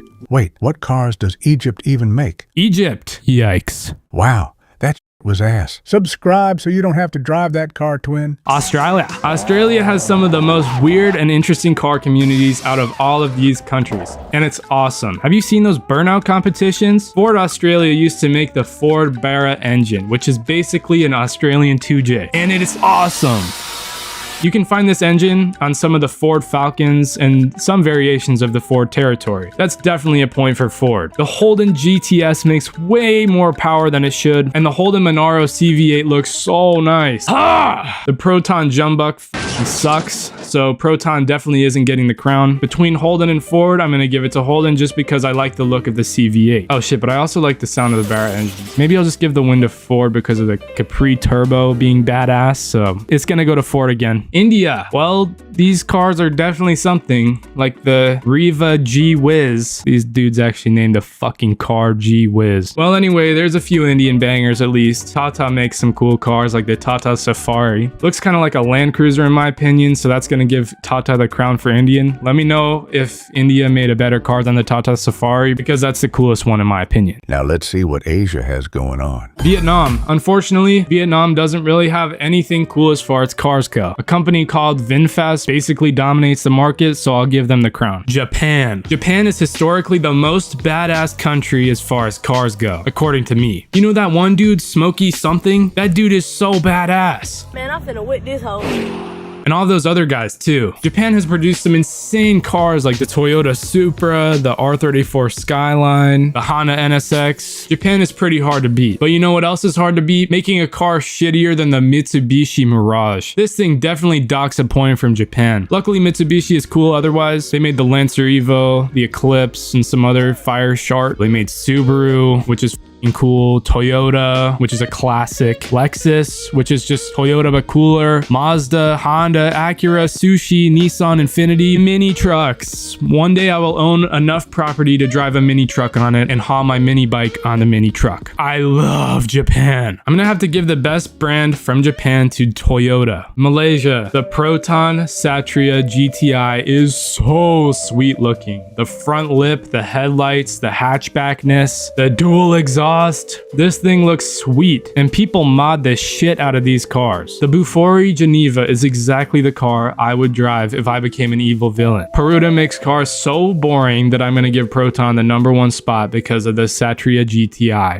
China makes some weird cars. The Landwind X7 is just a Range Rover clone. It's such a weird car. A Chinese company called NIO makes a cool futuristic looking car called the EP9. I like the way it looks on the outside since it's just so over the top, but I don't like the interior at all. There's no reason to have all those screens. The BYD Seal looks boring as shit, and the Xpeng P7 also looks boring as shit, so I guess the winner by default is NIO. Indonesia. I mess with the Datsun Terrace, but otherwise I'm not interested in Indonesia's cars. So South Korea. The Kia boys would be nothing without South Korea. South Korea makes the absolute best NPC cars ever. Kias, Hyundais, and I guess Genesis is cool even though it's still a Hyundai. South Korea is trying to dig themselves out of their car history by dropping the Kia Stinger and the Hyundai N thingy. These cars are an upgrade from the horseshit cars that South Korea has dropped in the past, I suppose, but they're still not fantastic in my opinion. But more on the Genesis. I feel like this brand is the biggest step forward for South Korea because the Genesis G70, for example, comes with that turbo V6 making 365 horsepower, which is 1 horsepower for every day of the year. And I personally think the design looks nice. This is a reasonable attempt at making a car to compete with a BMW 3 Series or an Audi A4 or something. thing. And then they made the G80, which is a bit bigger and kind of competes with a 5 Series or an A6. Even though it's a new brand, I'm gonna give Genesis the crown for South Korea at the moment. I don't like the fucking Kia Soul. Mexico. The Vool 05 from Mexico is sweet. It looks like a car that you could only drive with your best friend because it's so tiny and the dudes look so funny sitting in it. The Mistretta MXT has such a cool looking interior and also looks like an Audi TT mixed with a 350Z and then swazzed up a little bit. I don't like the Zakua MX3 EV at all. I might even say I hate it. Vool is definitely the winner of Mexico. The United Arab Emirates. Holy fuck. These dudes are rich. Have you ever seen the W Motors Lycan Hypersport? This thing actually looks like a transformer. This country is just a GTA 5 lobby. What the fuck is the Devil 16? You want a little bit of car with that exhaust? I can't forget about the Zaruk Sand Racer either. I didn't even know cars like this existed outside of Hot Wheels. Also, they just gold plated a G-Wagon for the sake of it. I'm sure that amount of spending freedom is pretty nice. The Generelli Design 1 is another funny buddy car, but also badass. Out of all these cars from the United GTA 5 lobby, I've gotta give the win to the Devil, right? I mean, all of these cars are just so insane that I don't even know how to put one above the other. I probably don't even have to say this, but correct my opinion in the comments. Saudi Arabia. The Toyota Land Cruiser 300 from Saudi Arabia is cool. It looks like it could get over a lot of stuff. Also, the Isuzu D-Max Desert. This thing looks so badass. I love this thing. It kind of looks like it has a truck bed just for the sake of it. It's such a small truck bed that you couldn't fit anything in there, but you wouldn't want anything in there if you're jumping over sand dunes anyway. These are all huge cars. I guess they don't have to worry about gas prices. So I'll give Isuzu the winner for the D-Max because that thing looks awesome. Next up is Africa and Loki. I didn't know they were cooking twin. Kenya, starting off so strong with the Safari Rally Land Cruiser 70. I just love everything about it. Can you imagine pulling up to your bud's house in this shit? The Mobius 2 looks like a plastic G-Wagon, but I kind of like it. I don't know. I imagine it'd be practical in Kenya somehow. The Volkswagen Polo Vivo is locally built and looks like regular traffic, but has a little bit of potential, I guess. I'll give it to Toyota for the Safari Rally Land Cruiser 70. Morocco. Laraki wins Morocco. No argument needed. So I guess Nigeria knows a little bit of ball knowledge. They made this knockoff G-Wagon, which looks pretty cool in my opinion, and then the Puget 504, which is also cool looking. None of the other cars that Nigeria has made interest me in the slightest, so I'm gonna just say the knockoff G-Wagon brand is my favorite from Nigeria. South Africa. South Africa has some cool ones. We got the Piranha with the Z1. I think this thing looks pretty sweet. If you think this thing is ugly, you at least have to agree that this thing looks super aerodynamic. I really like the Ford Sierra XR8. Although it looks a little bit cross-eyed, it's got a very cool looking chassis and can be built up to look sweet. South Africa also produced a super nice and pretty rare BMW, the BMW 333i, which was only made between 1985 and 1986. It's just an E30 with an E28 engine, and it's kind of like the first BMW M Lite. If you want the M performance but not the M price tag, then you should go with the 333i. I like it. I'll give BMW the crown for South Africa. I think Sweden, Japan, and the UK have the coolest cars in the world. Let me know what you think in the comments though. I had my little brother record the first two. Also, it's 40 degrees here, so I couldn't rev it to the fullest.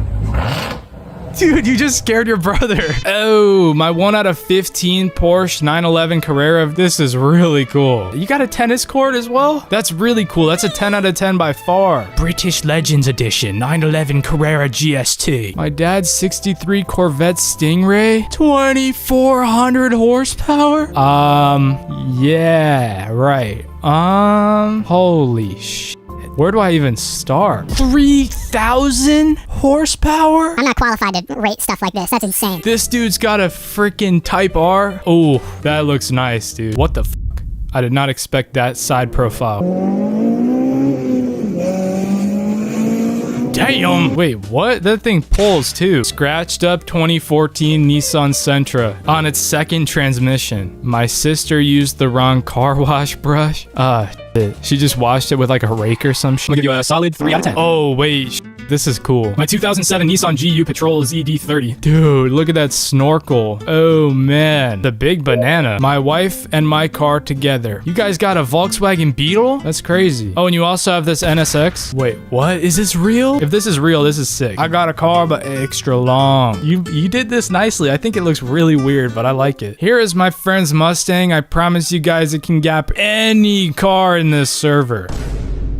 Who's leaking blinker fluid? Whoa. 2000 Nissan Stagia. Basically, they smoked that good stuff and slapped the GTR Skyline drivetrain into a station wagon. Yeah, I'm aware of these things. These are awesome. What the f? I did not see that in the background right there. Oh, this f***ing guy again with the tennis court. Who are you? Got the AMG. What are we wearing today? A Hublot. The f***, probably from Macy's or some shit. Damn. Okay, yeah, it's cool. I guess. God, I hate this guy. Got the crazy Porsche. She's got this bullshit. Mark 6 Golf TDI. Interior is ripped out because I'm doing an interior update. Okay, something about plans on finishing it in a year. I don't believe that at all. Rolling some coal back there. Okay, this is a long ass video. Jeez.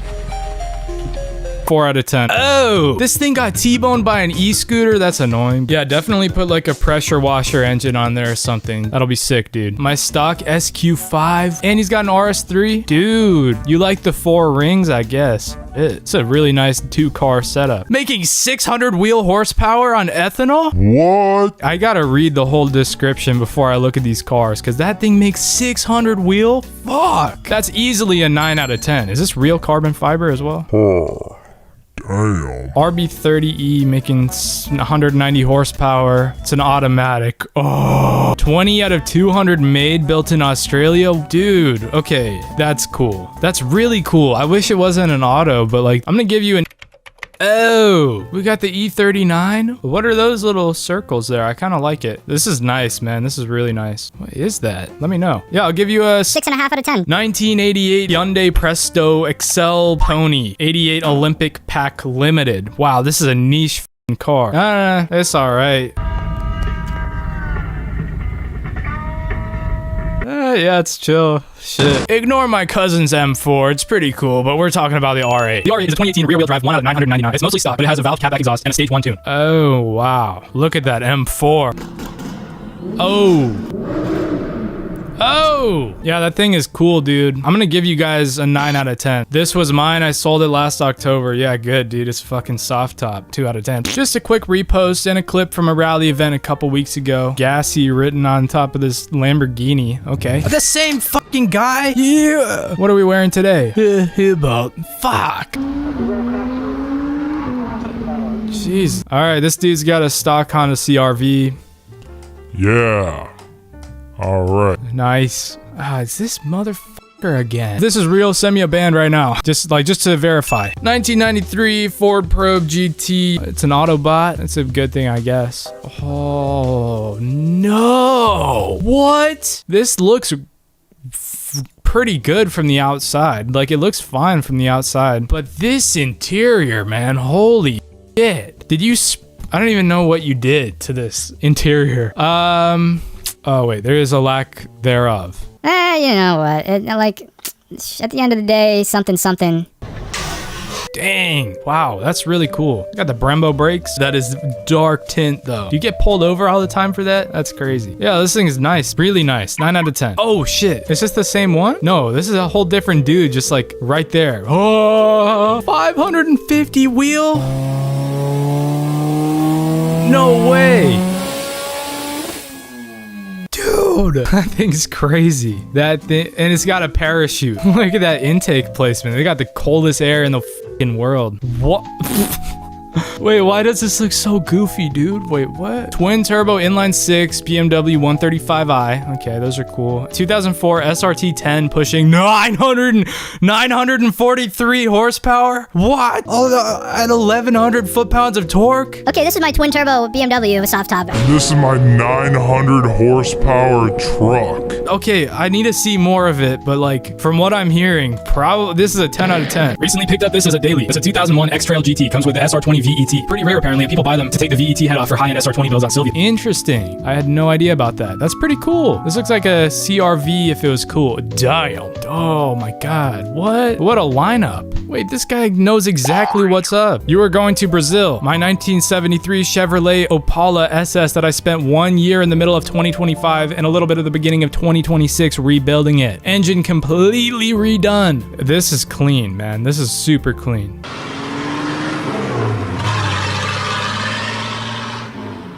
This thing looks awesome. I'm gonna give you an 8.5 out of 10. Whoa, holy shit. Wait, I actually can't give you an 8 because I've given so many 8s. It's gonna be a 7. Dude, this thing again. I feel like I looked at that before. There he is, back at it again in the chat with that fuck-ass Ford Fusion. That's exactly what I thought, Loki. Yeah, I don't know. I think it's just the golden tape on the edge of the splitter that's throwing me off. I just wish that this money went into, like, wheel gap money. You know, but I respect the... Ah, this is a real submission here. Volkswagen Beetle TDI. Yeah, that's more like it. Holy shit.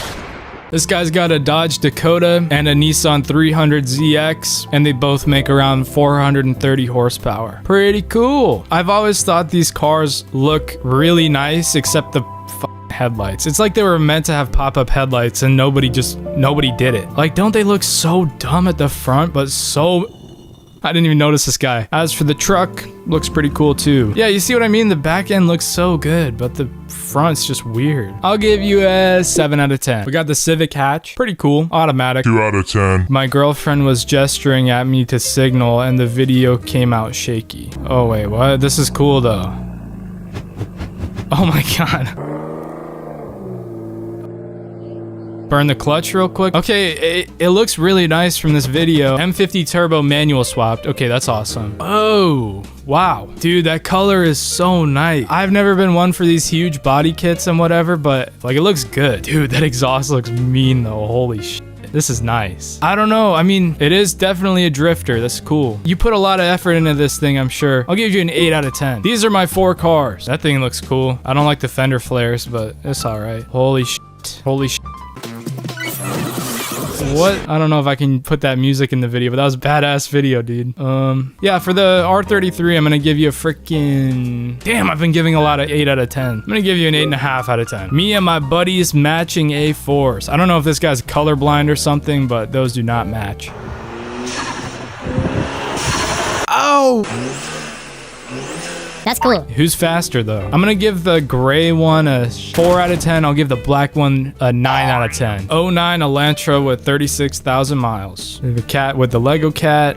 And oh my god. I was gonna say like, okay, at least it doesn't have many miles. Like it's all right, but fuck. Yep, that's a 1. My LS7 swap 2010 Camaro SS Aqua Metallic Blue. That's a big engine. What the fuck? Maybe, I think I just need a wider view. Like, I think it has potential, I guess. I just need to see it from further away. Yeah, be sure to put a nice clear coat on this thing, because the last thing you'd want is for all that paint to peel off, unless you're trying to sell it.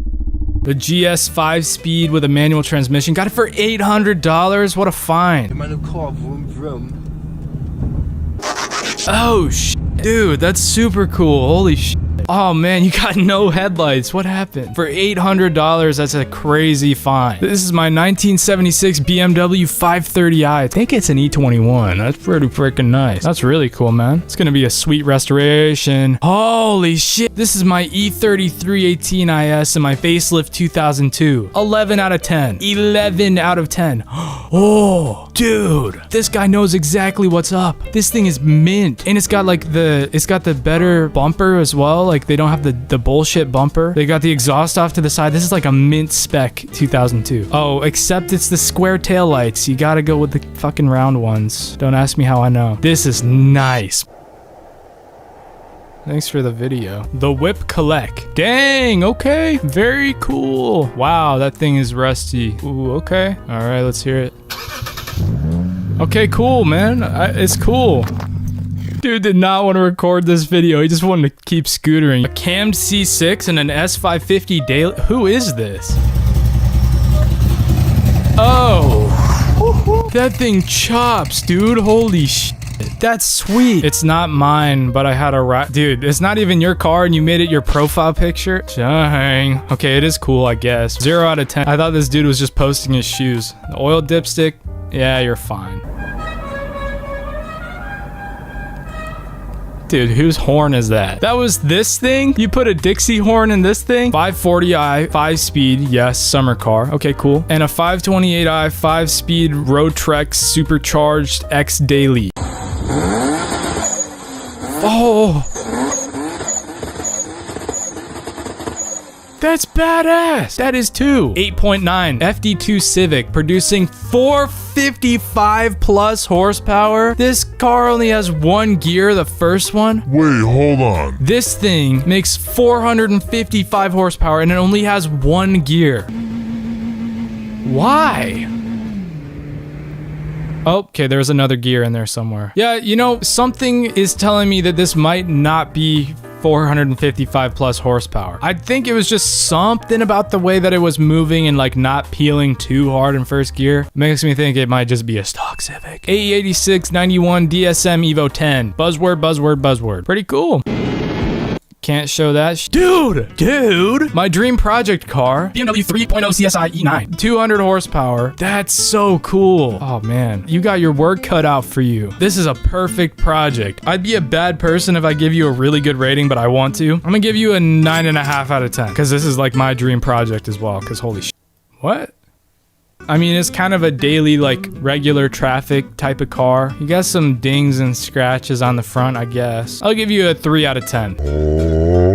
Fiat prepared for only racing? Oh, shit. Dude, I'm sure this car is so light. You don't even need too much power with this thing. That's awesome. Most first car videos will tell you to buy a boring-ass car that you would probably hate. But today I'm going to put you on game by giving you 20 cheap, reliable, and fast cars that you might not even know about. I know this one seems pretty basic, but the V6 Honda Accords are actually pretty badass. It's like a Civic the long way, and reasonably quick from the factory. If you find one of these with a J35 engine, they can have somewhere between 240 and 280 horsepower stock. And it's Honda, so you can just bang the limiter all day. This thing is great for a first car, but if you want basically the same thing but a little sportier, you could go for the Acura TL Type S. I mean, just look at this thing. It's so clean and also comes with the J35. Although these cars are both front-wheel drive, the Acura comes with a limited slip differential, which is pretty badass for a first car if you ask me. If you're not looking for a cushy sedan and need something a bit more raw and adventurous, look no further than the Subaru Forester XT. I love the Subaru Forester XT. I think they can look slightly goofy, but otherwise it's a great choice for a first car. They come with a turbo 4-banger and can come with a manual transmission. Best of all, you get Subaru's all-wheel drive, which is really fun for the winter. These cars aren't the fastest by any means, but when done right, they can look super clean, drive nicely, and handle a lot of rally style stuff. Best of all, they're super cheap. I feel like this is one of the best options if you live in a place with kind of rough weather, or lots of dirt roads at least. These things can be built into awesome adventure cars, or you could just let your 1.8 GPA take over and slam it. If you'd rather stay on the asphalt and have a car that pulls really hard for no reason at all, then let me put you on the Ford Taurus SHO. I wasn't even aware of these cars until recently, but it quickly became one of my favorite cheap, fast, and reliable options. It's a little faster than cheap or reliable, but still an awesome option. It's like the faster and slightly more expensive version of the Accord V6. These things are absolute sleepers. They come with Ford's EcoBoost engines and make around 365 horsepower from the factory. Like, this thing does not look like it would pull like that. I think the only reason they're not too popular is because people don't love these engines. Even though they're pretty cool twin turbo V6s, I guess Ford decided to put the water pump in a pretty awkward spot, and a failure might leave you in generational debt. That being said, they look clean, they're super spacious, and no one would expect these things to make so much power. They're all-wheel drive, which is nice too. But just like the Accord, they're pretty fat sedans, which can be nice for a daily commute, but not really ideal for canyon carving. If you're looking for a more driver-focused car, like speed in the corners type of car, then let me put you on the FRS, BRZ, and GR86. There's a good reason 3 different companies produce the exact same car, because they're pretty awesome. These cars are somewhat cheap, reliable, and super well balanced, but they are about as slow as shit. Like, these cars are awesome, but actually so slow. If you enjoy speed through the corners, then one of these cars is definitely the option for you. I think they look really nice too. If you're ready to get into a pretty huge project, then making one of these cars fast would make it a perfect sport daily. If you like the idea of a nicely balanced chassis, but you don't really like the look or size of these things, then maybe you should consider a Honda Civic Si. The Civic Si is a classic. These cars are like Honda's M Lights. You can find some really good deals on the 8th gen Civic Si,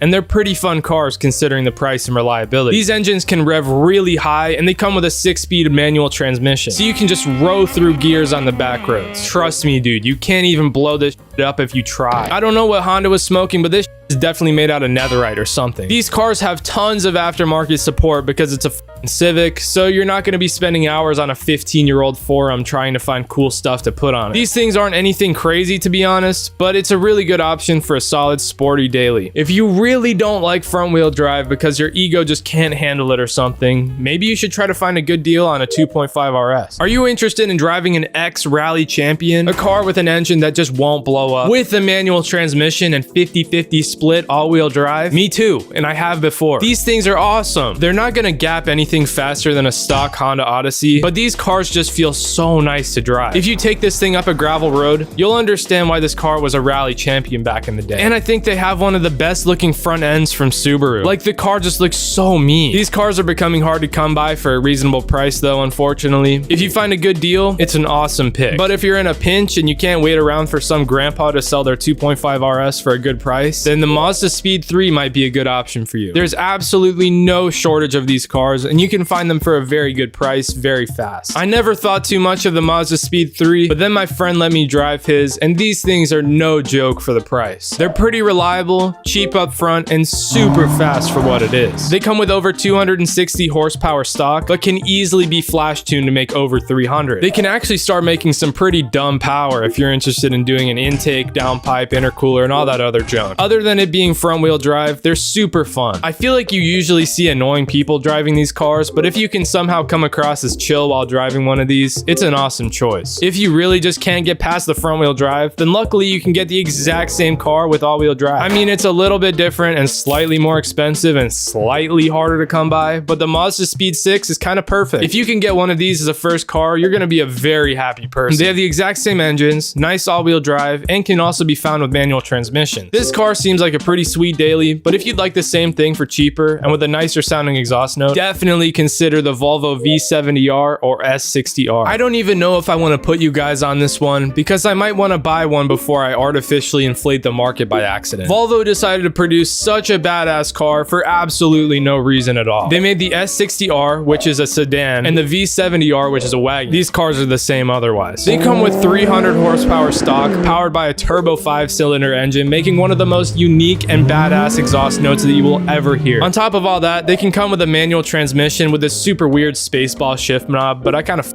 with it. These things are absolutely overbuilt as well. There is stitched leather everywhere, even in the bottom of the door cards. They also have really cool adjustable suspension, and there are these 3 buttons in the middle of the dash that say Comfort, Sport, and Advanced. You can simply click the drive mode you want to be in, and it'll adjust the suspension. If you get an automatic, it'll also change the transmission timing, which is pretty cool. These things have tons of room for hauling friends around and plenty of power for some fun pulls. Okay, now time for some drawbacks. They have a really wide wheelbase, which makes these things kind of feel like land yachts a little bit. I've heard they have pretty loose steering as well, and they're pretty heavy. It's not going to beat a 3 Series in the corners by any means, but as a sporty daily with plenty of power, it's an awesome option. Also, they have slightly rough aftermarket support, being kind of niche and stuff. Another great thing about these is that it's usually old people selling them who never got to drive them too hard. And they also just think it's an old Volvo, so you can sometimes come across them for a pretty good deal. I would personally pick this car over the Accord V6 or the Taurus SHO. All these cars are a bit niche though, so you might not find as much aftermarket support as you would with an Infiniti G37. The G37 pisses me off though. I understand the hype, I guess. They make good power, they're reliable, and as long as you don't make it look or sound like a trumpet, then they're pretty cool too. I still don't like them, but I just can't say they're bad cars, unfortunately. VQ engines are good, and their chassis is very well balanced for a sedan, and when done right, they can look really nice. If you'd like to see one of these cars in person before buying one, just go to any 4-way intersection at 3 a.m. Just like the last few cars I talked about, these things are pretty big sedans, so I think now is a good time to mention the RX-8. The Mazda RX-8 is a funny one to me. I think they're kind of goofy looking, at least when people put fangs on them, and unfortunately, they're not amazing cars. So why am I mentioning them at all? They're super unique and really cool for a first car. These cars have extremely rev-happy engines, and the car handles incredibly well. And it's a 4-door sports sedan since it has those weird half doors at the back. While this car does have a pretty cheap entry price for what it is, these rotary engines are not very reliable. It's a very good first sports car, but maybe not a very good first car. I think something more fitting as a first car and as a first sports car would be a BMW E46. If you can find an E46 330 Ci for a reasonable price, then then definitely go for it. Otherwise, any other E46 is pretty cool too. Every engine to ever come in an E46 has been pretty bulletproof besides the cooling system in some of them. These cars look awesome and are so well balanced. The E46 is a lot of people's favorite generation M3, and the greatness of that M3 trickles down into the base models, especially the 330 Ci. They feel super raw to drive, and the engines are pretty straightforward to work on. And these things can be stupidly cheap. Also, the aftermarket support for these cars is insane. They're not the fastest cars, but far from slow, and have a lot of potential to make good power. If you like BMW, but just want something slightly newer for some reason, try going for an E92 328i. For me, this one is pretty close to the E46 330 Ci. It's super nice. You might wonder why I'm suggesting a 328 over a 335 when they cost about the same up front. It's because the N52 can absolutely rip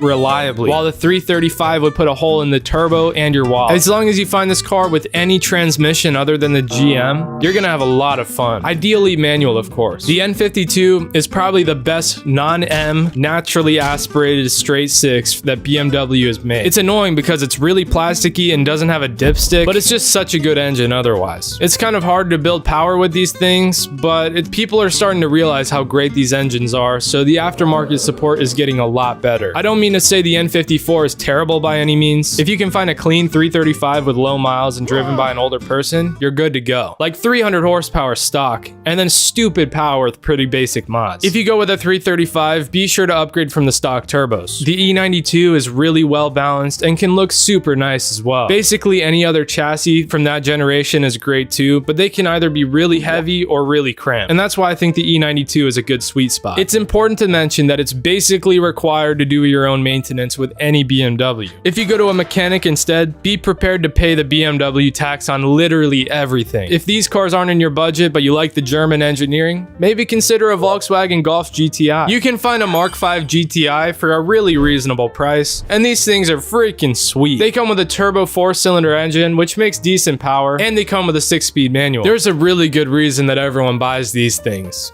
It's because they're awesome. They're a little small, but a good size for a daily. And they're not like Mini Cooper small or anything, but maybe not as big as the Mazda Speed 3. Anyway, it's a very solid choice for a first car. I know some people are still pissed about all those turbo 4-cylinder engines and front-wheel drive, so maybe you guys need to look into the IS300. Do you want a 2JZ? Are you as broke as shit? This is basically the only option for you. These cars are pretty badass, they look nice, and they have 2Js. Alright, hop off Marketplace, bud. These are the NA 2Js, which are still pretty cool, but not the ones with all the hype. The first gen IS300 is a solid choice for a first car because it's got that Toyota reliability, Lexus comfort, and they're reasonably cheap. They're not the most fun cars to drive compared to the other things on this list, but they're super good, comfortable daily drivers. Sometimes you can find these things with a 5-speed manual, but you're most likely going to find an auto since Lexus just likes to be annoying for the sake of it. I've talked a lot about coupes and sedans, but maybe some of you just want a crazy first car shout for hauling friends around. Have you considered the Honda Odyssey? I'm dead ass. Minivans are awesome first cars, and the Honda Odyssey is one of the better ones. This one is definitely cheap and super reliable. While it isn't fast at all, you would make up for it by tossing two 12-inch sundowns in the trunk and comfortably hauling all of your friends around. Maybe even put a Starlight headliner up. If you want to be an idiot, you could probably boost this thing reasonably reliably, and the whole build would still cost less than basically anything else on this list. If you make this thing fast and drive it in a straight line, then it would actually be pretty cool. Enough fooling around though, I need to mention the E36 at least once. It wouldn't be a good video without it. The BMW E36 is very similar to the other two BMWs that I put on this list, but I think it's one of the nicer looking ones. They also have an insanely well-balanced chassis and can be built up into any type of car you want them to be. Lots of people drift these cars, so if that's something you might want to get into, it's a really good option. It's kind of hard to find these in reasonable condition, but if you do, get that thing, dude. Actually, if you're gonna drift one of these, please get a shit one. Don't ruin another good looking E36. I'm putting this one in with the other two BMWs because I think it's the most raw out of the three. If you want a raw sport daily, go with the E36. These cars handle incredibly well, but definitely not as well as the Honda Fit. If you're looking for a car that you could actually bring to the track every day and not break, get one of these. The Honda Fit is completely glued to the ground. I don't even know how they did it. Actually, I do. Honda just decided to put with the engine and transmission stupidly low on this car, which made it able to corner insanely well. Also, the short wheelbase helps with the handling too. They aren't the most beautiful looking cars, but everyone loves these things. If you go to any track ever, there's definitely going to be a Honda Fit somewhere in the front. They're dirt cheap,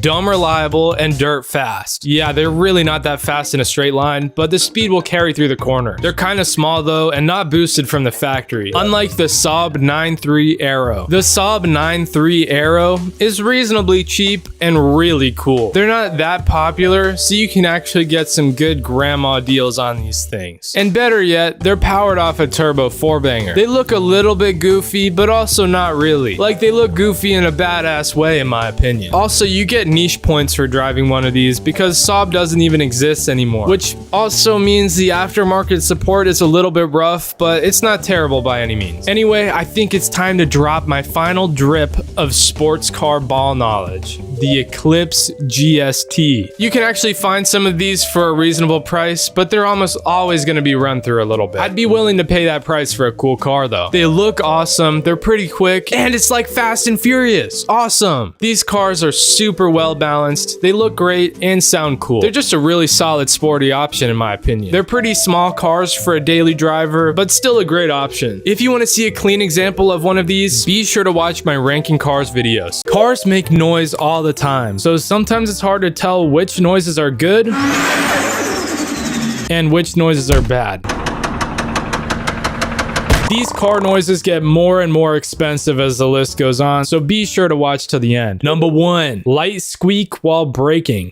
You do not have carbon ceramic brakes. Your is just worn out. Go grab some brake pads and probably do the rotors while you're at it too. Not too hard of a job and your car will stop. Nice. Number 2, ticking engine. Lower your cortisol immediately. This one also isn't that bad, unlike the next one. You either have lifter tick, which just means you should go for a spirited drive, or maybe you need to top off your oil. Usually not a huge deal at all. Number 3, whining while accelerating. This one is not for the Hellcat drivers. You guys are fine. For everyone who doesn't have a supercharged car, you might want to worry about the whining just a tad. There are a few things that could be going on. First, you're broke and use a Bluetooth adapter. Second, it could be the transmission, because when these things need a fluid change, they'll let you know. But if it's making a whining noise, then you'll probably feel the other issues like slipping or delayed shifts and stuff. It could also be a belt. Be sure your power steering, alternator belt, and all the other ones aren't wearing out, because if they are, they'll kind of scream at you a bit and sound like a supercharger. If you want to ignore this, no worries. At least your car sounds like it's supercharged. Number 4, clicking while turning. Unless you're driving on a keyboard over the Logitech G29, you don't want to hear clicking while turning at all. I hate to be the one to break the news, but your CV joints might be cooked, especially if you're driving a front-wheel drive car or an all-wheel drive car. If your CV axle fails, then that sucks, man. I don't know what to say. So basically, be sure to check on the CV joints if you feel or hear a clicking noise while turning, or simply turn up the music and ignore the problem until it solves itself. This is my personal favorite option. Number 5, low humming at high speeds. You might want to sit down for this one. If your wheel bearing needs to be replaced, you're completely fried, dude. Not because it's insanely expensive or anything, but it's just such a pain in the ass to replace a wheel bearing. Holy shit. I pray the low humming you're hearing is just an exhaust leak or something. Like, this isn't insane by any means, especially if you're a seasoned mechanic, but it's just one of those things that sucks to do, you know? Like, if I'm gonna go out of my way to do all that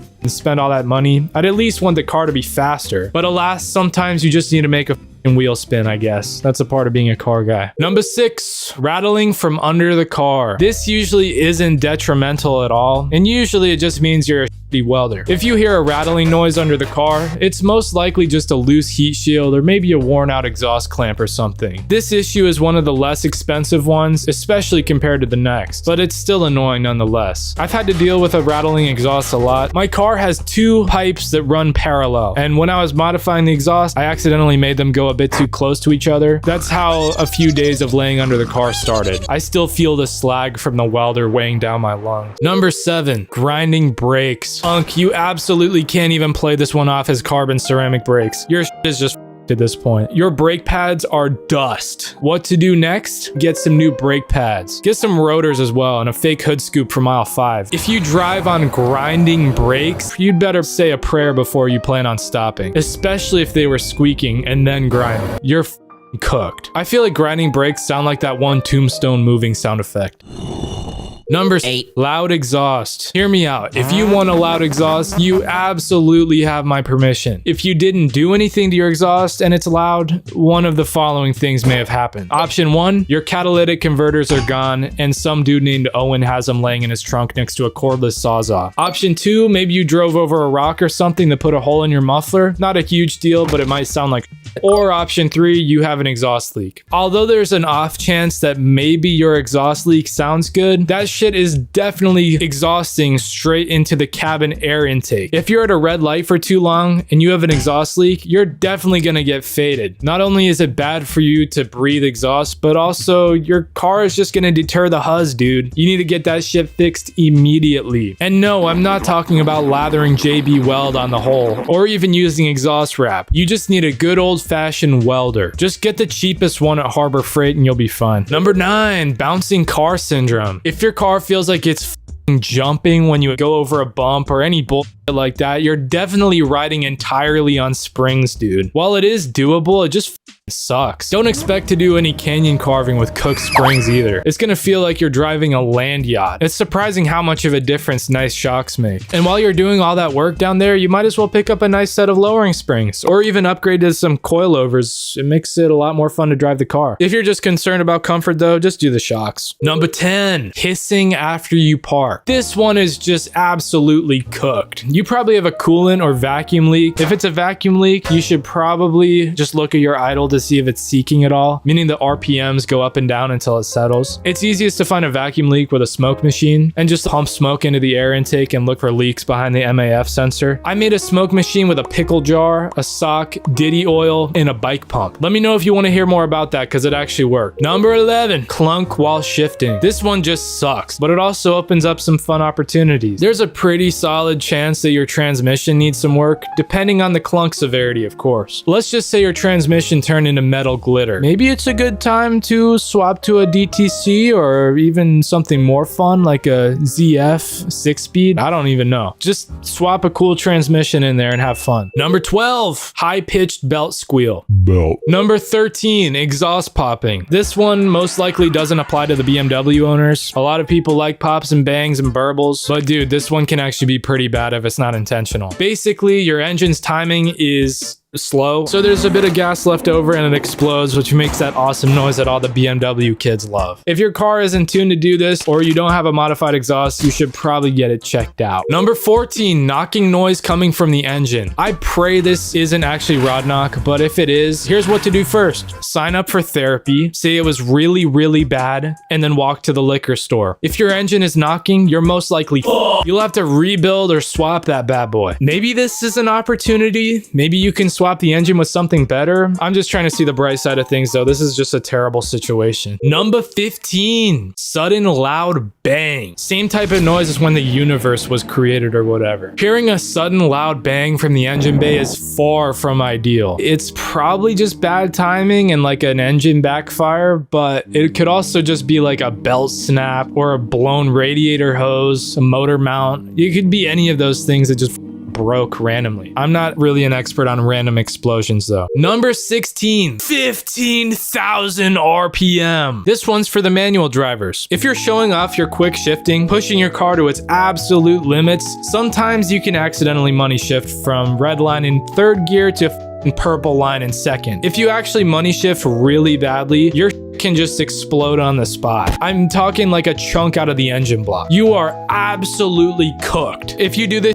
to your car by accident, it's most likely gonna break. Chances are you're gonna need a new transmission too. I think the most profitable way to go about this is just begging the junkyard to take this car for at least $5. Number 17, rapid clicking while starting. This is probably the starter solenoid or starter motor. This isn't that bad, but it's really annoying. Replacing a starter can also be a pain in the ass depending on the car and the type of work area you have. It's not too expensive though, and your car isn't ruined. It just won't start for real. A grinding noise while trying trying to start is pretty similar, but it just means the little gear on the starter is worn out and not catching where it's supposed to. Fix your crap, twin. Number 18, extremely loud wind noise while driving. So from my professional diagnosis, you either need to roll up your windows or you don't have a windshield. Be sure to keep your mouth shut for the flies and put on your safety squints. Number 19, siren noises behind car while driving. For some reason, this noise only appears after you commit a traffic violation, but it's usually just safe to ignore it. Just drive faster, turn up the music, and it should eventually go away. Number 20, the worst noise of all, silence. If your car doesn't do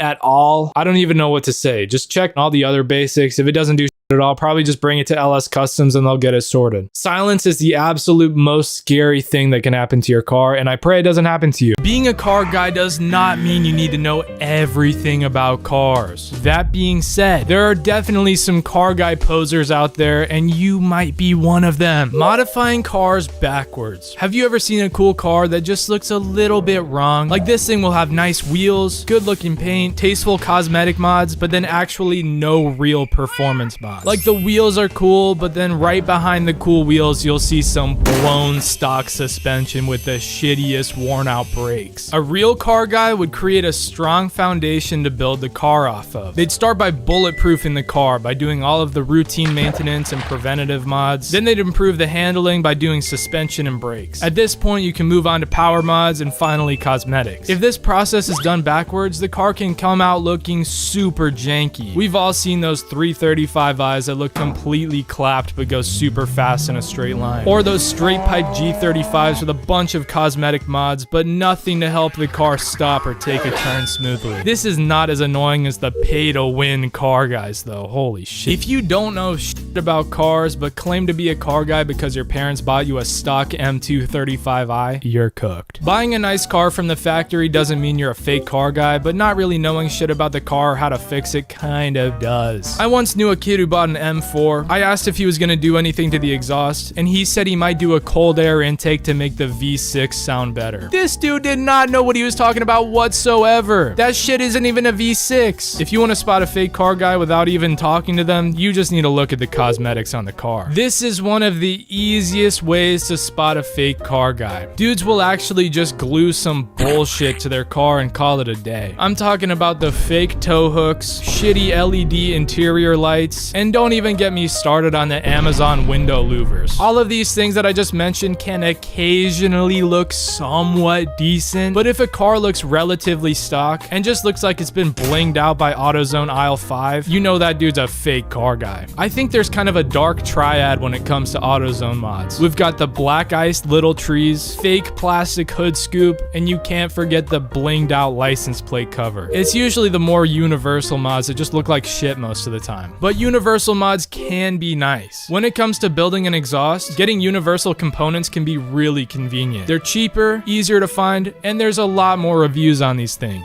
When it comes to other things, getting parts that are actually designed to fit your car is way better. I feel like it looks really goofy when people put universal cosmetics on their car, or even things like when the wheels fit multiple lug patterns. Car guys get a pass on that one because those wheels are just cheaper, but I think they look a little bit shitty compared to the wheels that fit only one lug pattern. Speaking of exhaust, you can tell if someone's a car guy or not from a mile away. If you hear a dude's exhaust before you see the car and it sounds like shit, you already know it's a fake car guy. Even if it is a really nice car and they've built it well otherwise, having a shit exhaust note kills the whole build. I understand that building a nice sounding exhaust can be super expensive, but honestly, just keep it stock until you can buy or build something that actually sounds awesome. Having a loud exhaust doesn't mean it's bad, but if the exhaust note is just super raspy or high pitched, chances are the dude just cut the whole thing off with a sawzall. A real car guy would either fork over the cash to have someone install or build a nice exhaust, or they would put the time into figuring out what actually sounds nice for their car and then stick some metal together to make it happen. 9 times out of 10, a nice exhaust note isn't insanely loud either. So the dudes hyping up a straight pipe on their Civic probably don't know what they're talking about at all. Just like the people yapping about stage mods. Oh my god, give me a break. Stage mods don't necessarily mean you're not a car guy by default. You can buy a stage 1 tune or whatever the hell from some companies, and it's cool. But sometimes I'll be talking to some people that just slap a hot air intake on their car and drill a hole in the muffler and call it stage 1. All that means to me is that the car is a bit slower than stock and sounds like shit. The real stage mods still don't really make sense to me, but they can be cool. Like buying some bolt-ons for your car and then tuning with a stage 2 flash tune or whatever totally works. But I still think it's a bit weird when people say their car is like stage 2.9 or just make up some random shit. Maybe that's just me though, let me know. But we have to talk about buzzwords and dopamine talking. I'm always hearing E85, built motor, straight piped, LS swap. These are all words and phrases that people just toss around to sound like they know what they're talking about. Someone will say they have a built motor and they're just talking about new spark plugs and an oil change. Talking about LS swapping their clapped Honda Element in an afternoon for under $1,000. Also yapping about lowering a car. I had a dude once tell me he got really nice coilovers for $150 and it turned out it was the shittiest lowering springs on a set of blown shocks. How do you even go about buying something like that? I feel like some people just like to talk. Most of the time it looks a little bit like that one image. It's kind of like knowing everything about insane cars but nothing about enthusiast cars. Knowing exotic cars is totally a car guy thing, and you don't need to know every single enthusiast car, but only knowing about unattainable, popular, super expensive cars makes me kind of think you don't really know cars like that. But I think a big thing about being a real car guy is learning as much as you can about a more normal car and figuring out how to make it the best it can be. I think overcoming the challenges of your car being a piece of shit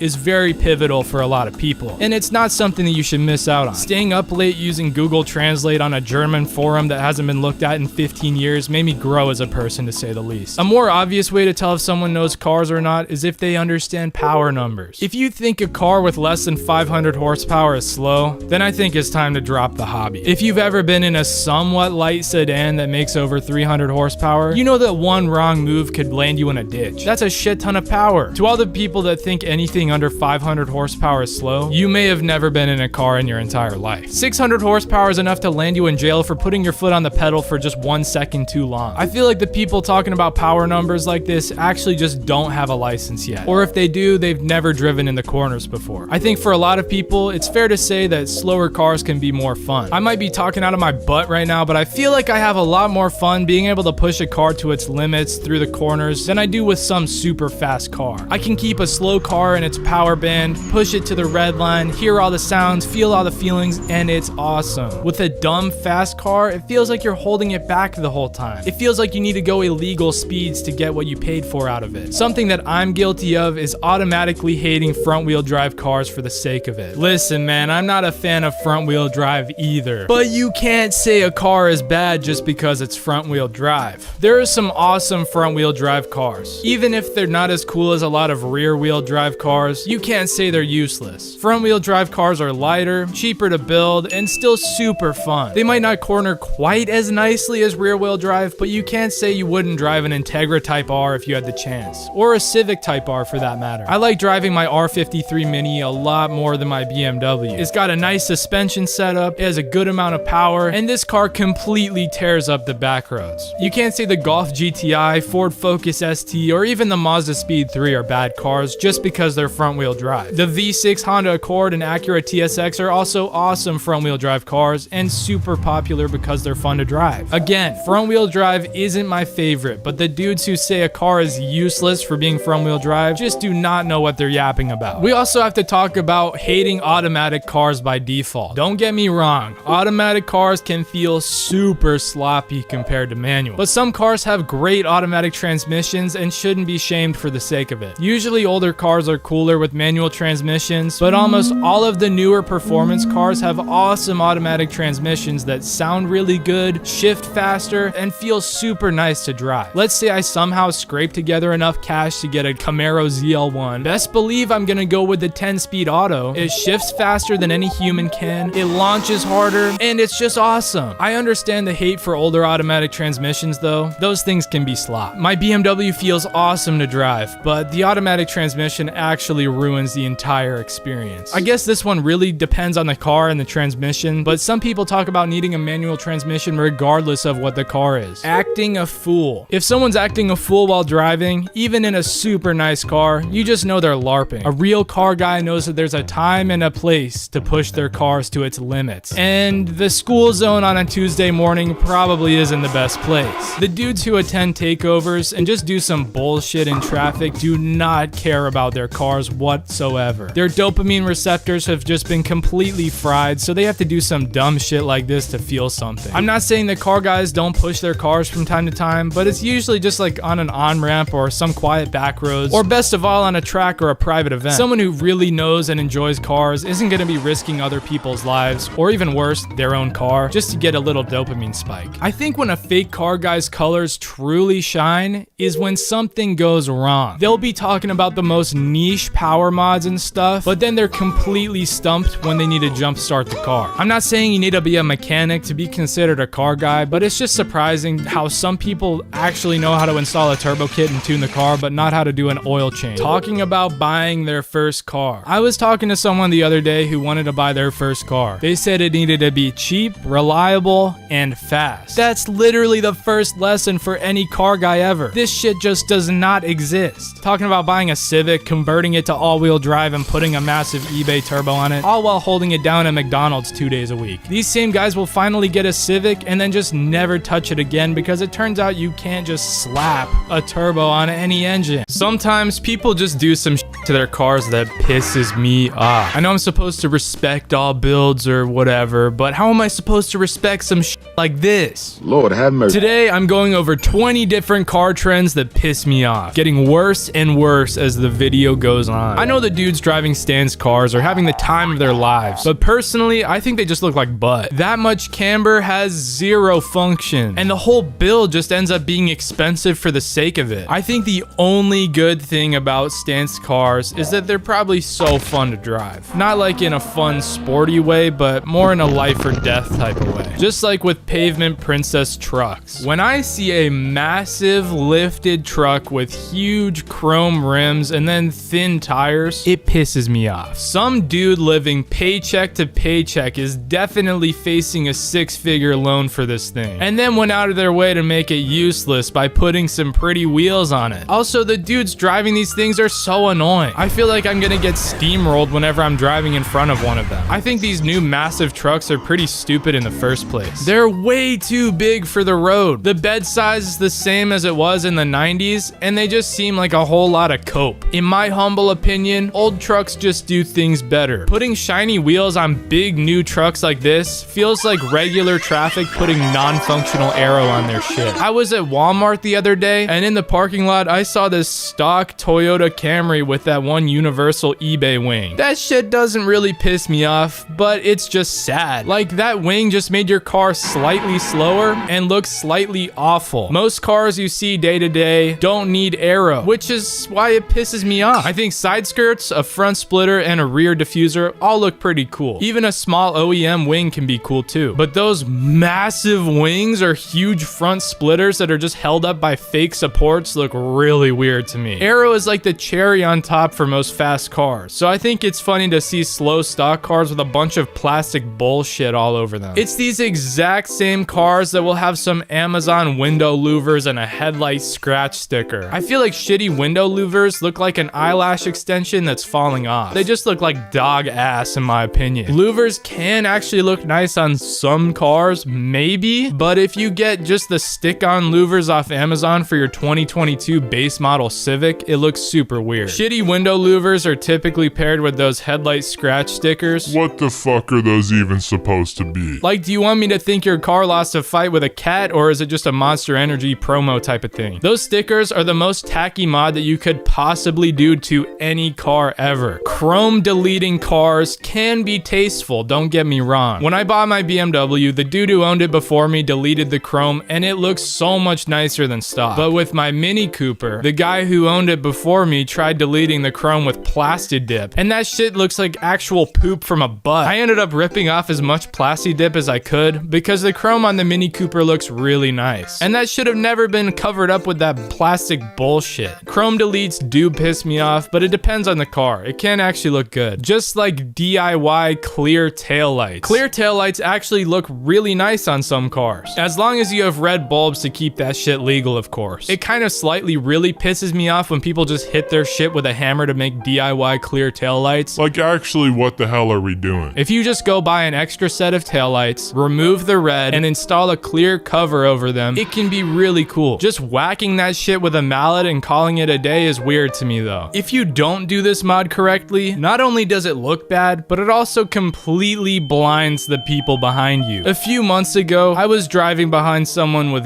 DIY clear taillights at night, and every time this dude hit the brakes, I got flashbanged. And it's significantly worse than getting high beam. At least when someone's high beaming you, you can kind of figure out a way to look at the road still. When someone's taillights turn your windshield white every time they brake, it's so annoying. Not only is it annoying as shit, but you're also stuck behind these people. At least when you're getting high beamed at night, it's only for a few seconds, but the DIY taillights have you trapped. Maybe this is the escape method of all time. Well, anyway, this mod looks good on some cars, but it also kind of reminds me of DIY fender rolling. If you're gonna roll your fenders for better fitment, there are 3 ways to do it, and there's only one correct option. Some people will stick a baseball bat between their tire and fender and then roll it, and 90% of the time it looks like shit, and your fenders look like bacon afterwards. Another option is to lift the car with a jack, put a book under the tire, and then drop the car. I'm not sure if Isaac or Newton came up with that idea, but that shit also makes your car look horrible. The only correct way to roll your fenders, if you really need to, is to buy a fender roller. You put that shit on the hub, the roller goes on the fender, and just like that, you have perfectly rolled fenders. If you're trying to work around that shit, it pisses me off a little bit. Like, actually, don't mess up your fenders because that shit gets expensive. I'm talking about being careful rolling fenders, but some people just actually cut their fenders off. That shit actually pisses me off. Some people want to install a body kit or something on their car where they need to cut the fenders to make it fit, and that shit looks bad in my opinion. My friend got this car with a horrible looking body kit on it. He took the body kit off only to find that the stock 240SX fenders had been brutally mutilated and destroyed. If you actually have a really good reason to cut the fenders, I get it, but that is not a project to half-ass like this previous owner did. If you're considering messing your shit up for some reason, I'd advise you to look up the repair cost for a rear quarter panel. That crap is actually atrocious. Another car trend that pisses me off way too much is BMW M grills. This one is the least tasteful thing you could do to a BMW in my opinion. Colorful plastic right on the front of the car is just so tacky. Same goes for those fake M puddle lights, M stripes on the hood, M performance just painted everywhere. 9 times out of 10, BMWs with all of these badges are just 328i. These same 328i's will also have massive flame kits installed. Flame kits need to come to an end. If your car shoots flames on its own, then that's great, dude. I'll give you a special star pin or something. But if you have a barbecue propane tank in your trunk and just hit a button to make a massive flame come out of your exhaust, you need to drive straight to the junkyard and sell that shit. I don't see why people would want to just ignite everything behind their car. It's always the slowest cars with flame kits as well. The only time these things are cool are in the Kmart parking lot during the 1.8 GPA car meet. Even then, no one thinks it's cool because they can just hear the sound of propane shooting out of the car.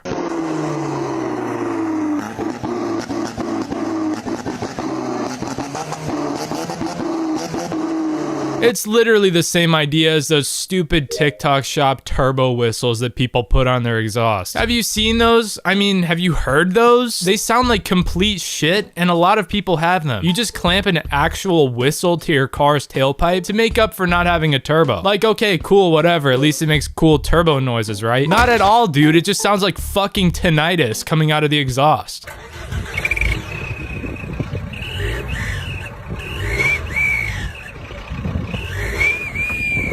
You might as well strap a harmonica to the hood to make supercharger noise. I think one of the biggest car trends that needs to end isn't about cars at all. It's those people that think they're cars for some reason. Even if the law says so, you're not a car, dude. When I'm driving to work early in the morning, I don't want to be looking out for an old dude in tights in my blind spot. Maybe the bikes themselves aren't that bad, but the entitlement of the riders is laughable. For some reason, they think the road was paved for them. How do we get to this point? To be fair, the bike lanes in my area are pretty terrible. There are bike lanes that just cross over 2 lanes of traffic for no reason at all. I don't know what the city planner was thinking, but it wasn't the right thought. Shitty burble tunes are really funny to me. I was in the Chick-fil-A drive-thru the other day, and this kid in front of me with a clapped BMW was just randomly stepping on it so we could hear his awful burble tune. Burbles can be cool if they're just natural or pretty tame, but hearing someone's car actually explode every time they let off the gas pisses me off. To make things worse, the Chick-fil-A drive-thru line took like 2 hours to get through, and that dude was just making his N63 nearly blow up every time the line moved just for the sake of it. The cherry on top was that he tried to put a fake M badge on that thing. Up badging your car has to be the worst car trend of all time. Like, bro, I can see that SRT badge is falling off. That shit is not from the factory. Seeing a 320i with an M3 badge is so funny. Like, why did that thought even cross your mind? There's a chance that maybe you fool someone who doesn't know cars for half a second, but the moment you pop the hood, I better see an S58. Debadging is a different story though. Sometimes cars just look better without the badge at all, so I get it. Down badging is really cool on the other hand. I think it's so funny when people stick a 325i badge on a big turbo 335i or something. I'll just randomly see a slow looking car scoot down the highway and it's so funny. What the fuck was that? Unlike bumper stickers, there have been very few times that I've seen a bumper sticker that actually makes my day better. Sometimes there's an off chance that a bumper sticker is funny, but usually not. If I'm stuck behind a lifted truck after an 11-hour shift and they have a bunch of bumper stickers yapping about some actual dog shit, I'm gonna be pissed off. But those bumper stickers aren't nearly as bad as the ones on Subaru Outbacks parked at like Whole Foods or something. The bumper stickers I see at Whole Foods just make me feel like I'm an awful person. I'll look left and see a bumper sticker talking about how they ran 2,000 miles in one day to support cancer research. I'll look right and there's a bumper sticker talking about how they personally saved the local library from a fire or some shit. The lifted truck dudes, on the other hand, just need to remind me how scary they are by putting a Monster Energy sticker next to a Punisher sticker. Seeing that stuff is annoying, but not nearly as annoying as seeing someone driving their automatic car like it's a manual. I feel like I've seen a lot of videos where people are driving an automatic car, then trying their absolute hardest to make it look like a manual. They'll have their hand on the shifter as if they're about to do something. Like, dude, the car is already doing all the work for you. You can just keep your shit at 10 and 2. These dudes randomly put it in neutral just to make some extra noise as well, and it's just so weird to me. If your automatic transmission has paddle shifters or sequential shifting, then I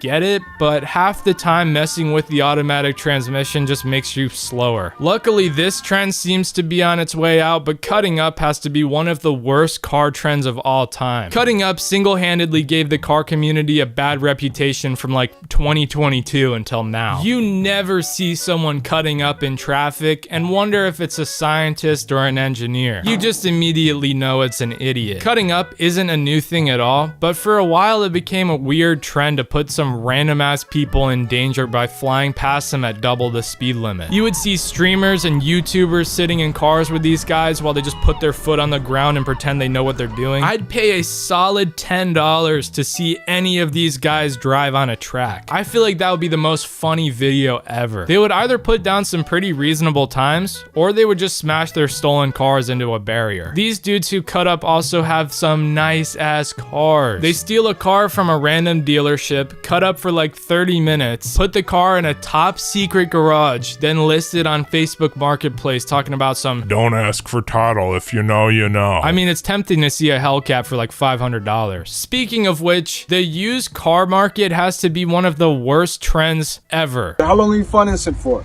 Life.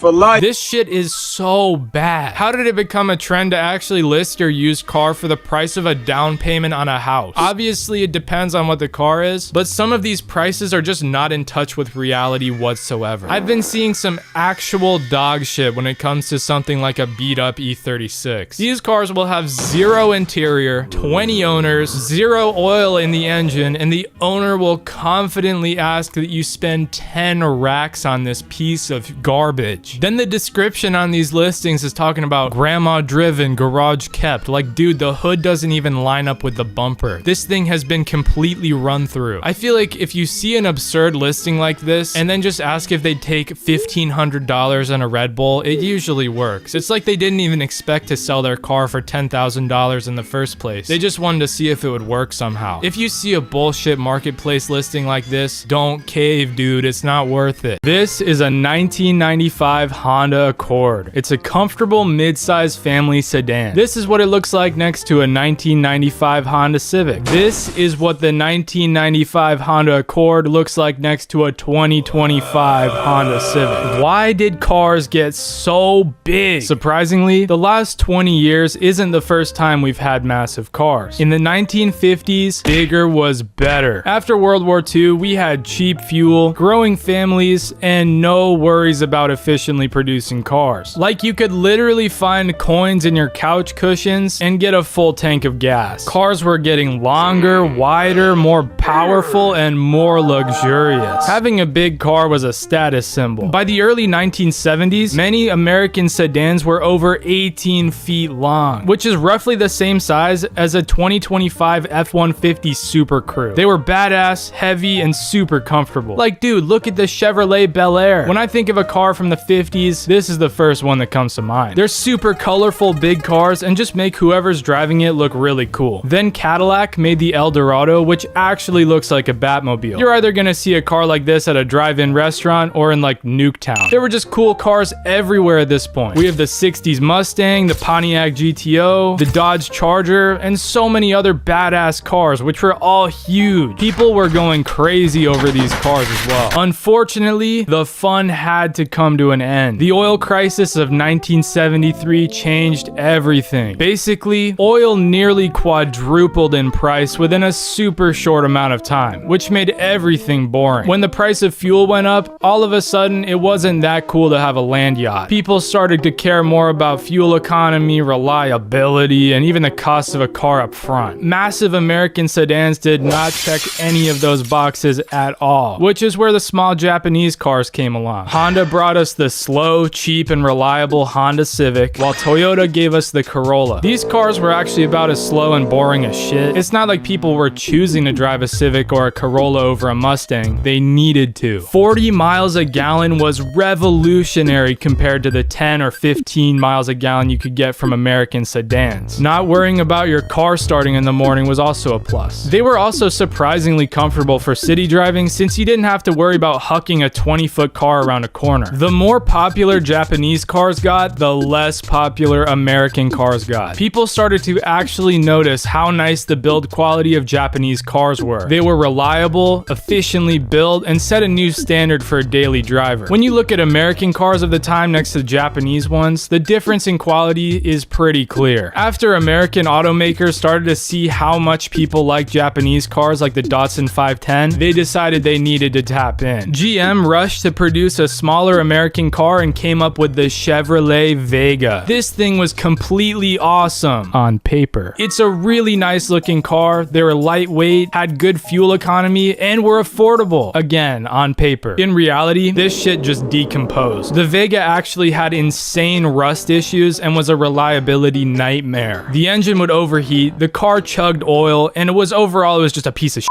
The issue wasn't only bad engineering, GM just cut corners and rushed the whole process to make something to compete with the Japanese options. Ford tried to fill the void by making the Pinto, which was also rushed, but the main issue is that it would actually just blow up. Speaking of blowing up, let's fast forward like 10 years. In the 1990s, safety became important all of a sudden. It became mandatory for cars to have airbags, stronger crash structures, more electrical, a whole lot of other bullshit. Well, I guess it wasn't really bullshit because the fatality rate dropped like 35%. Anyway, cars got boring and safe. These safety features added a decent amount of weight and size to the cars. So basically in the 50s, people cared about having a badass car, and then in the 90s, they cared about their family surviving or whatever. Volvo was one of the cars that made people start viewing safety as a luxury feature. The Volvo 850 looks about as cool as shit, and you just can't die while you're driving one. The 90s Accord had a bunch of new safety features and became even more popular. Finally, the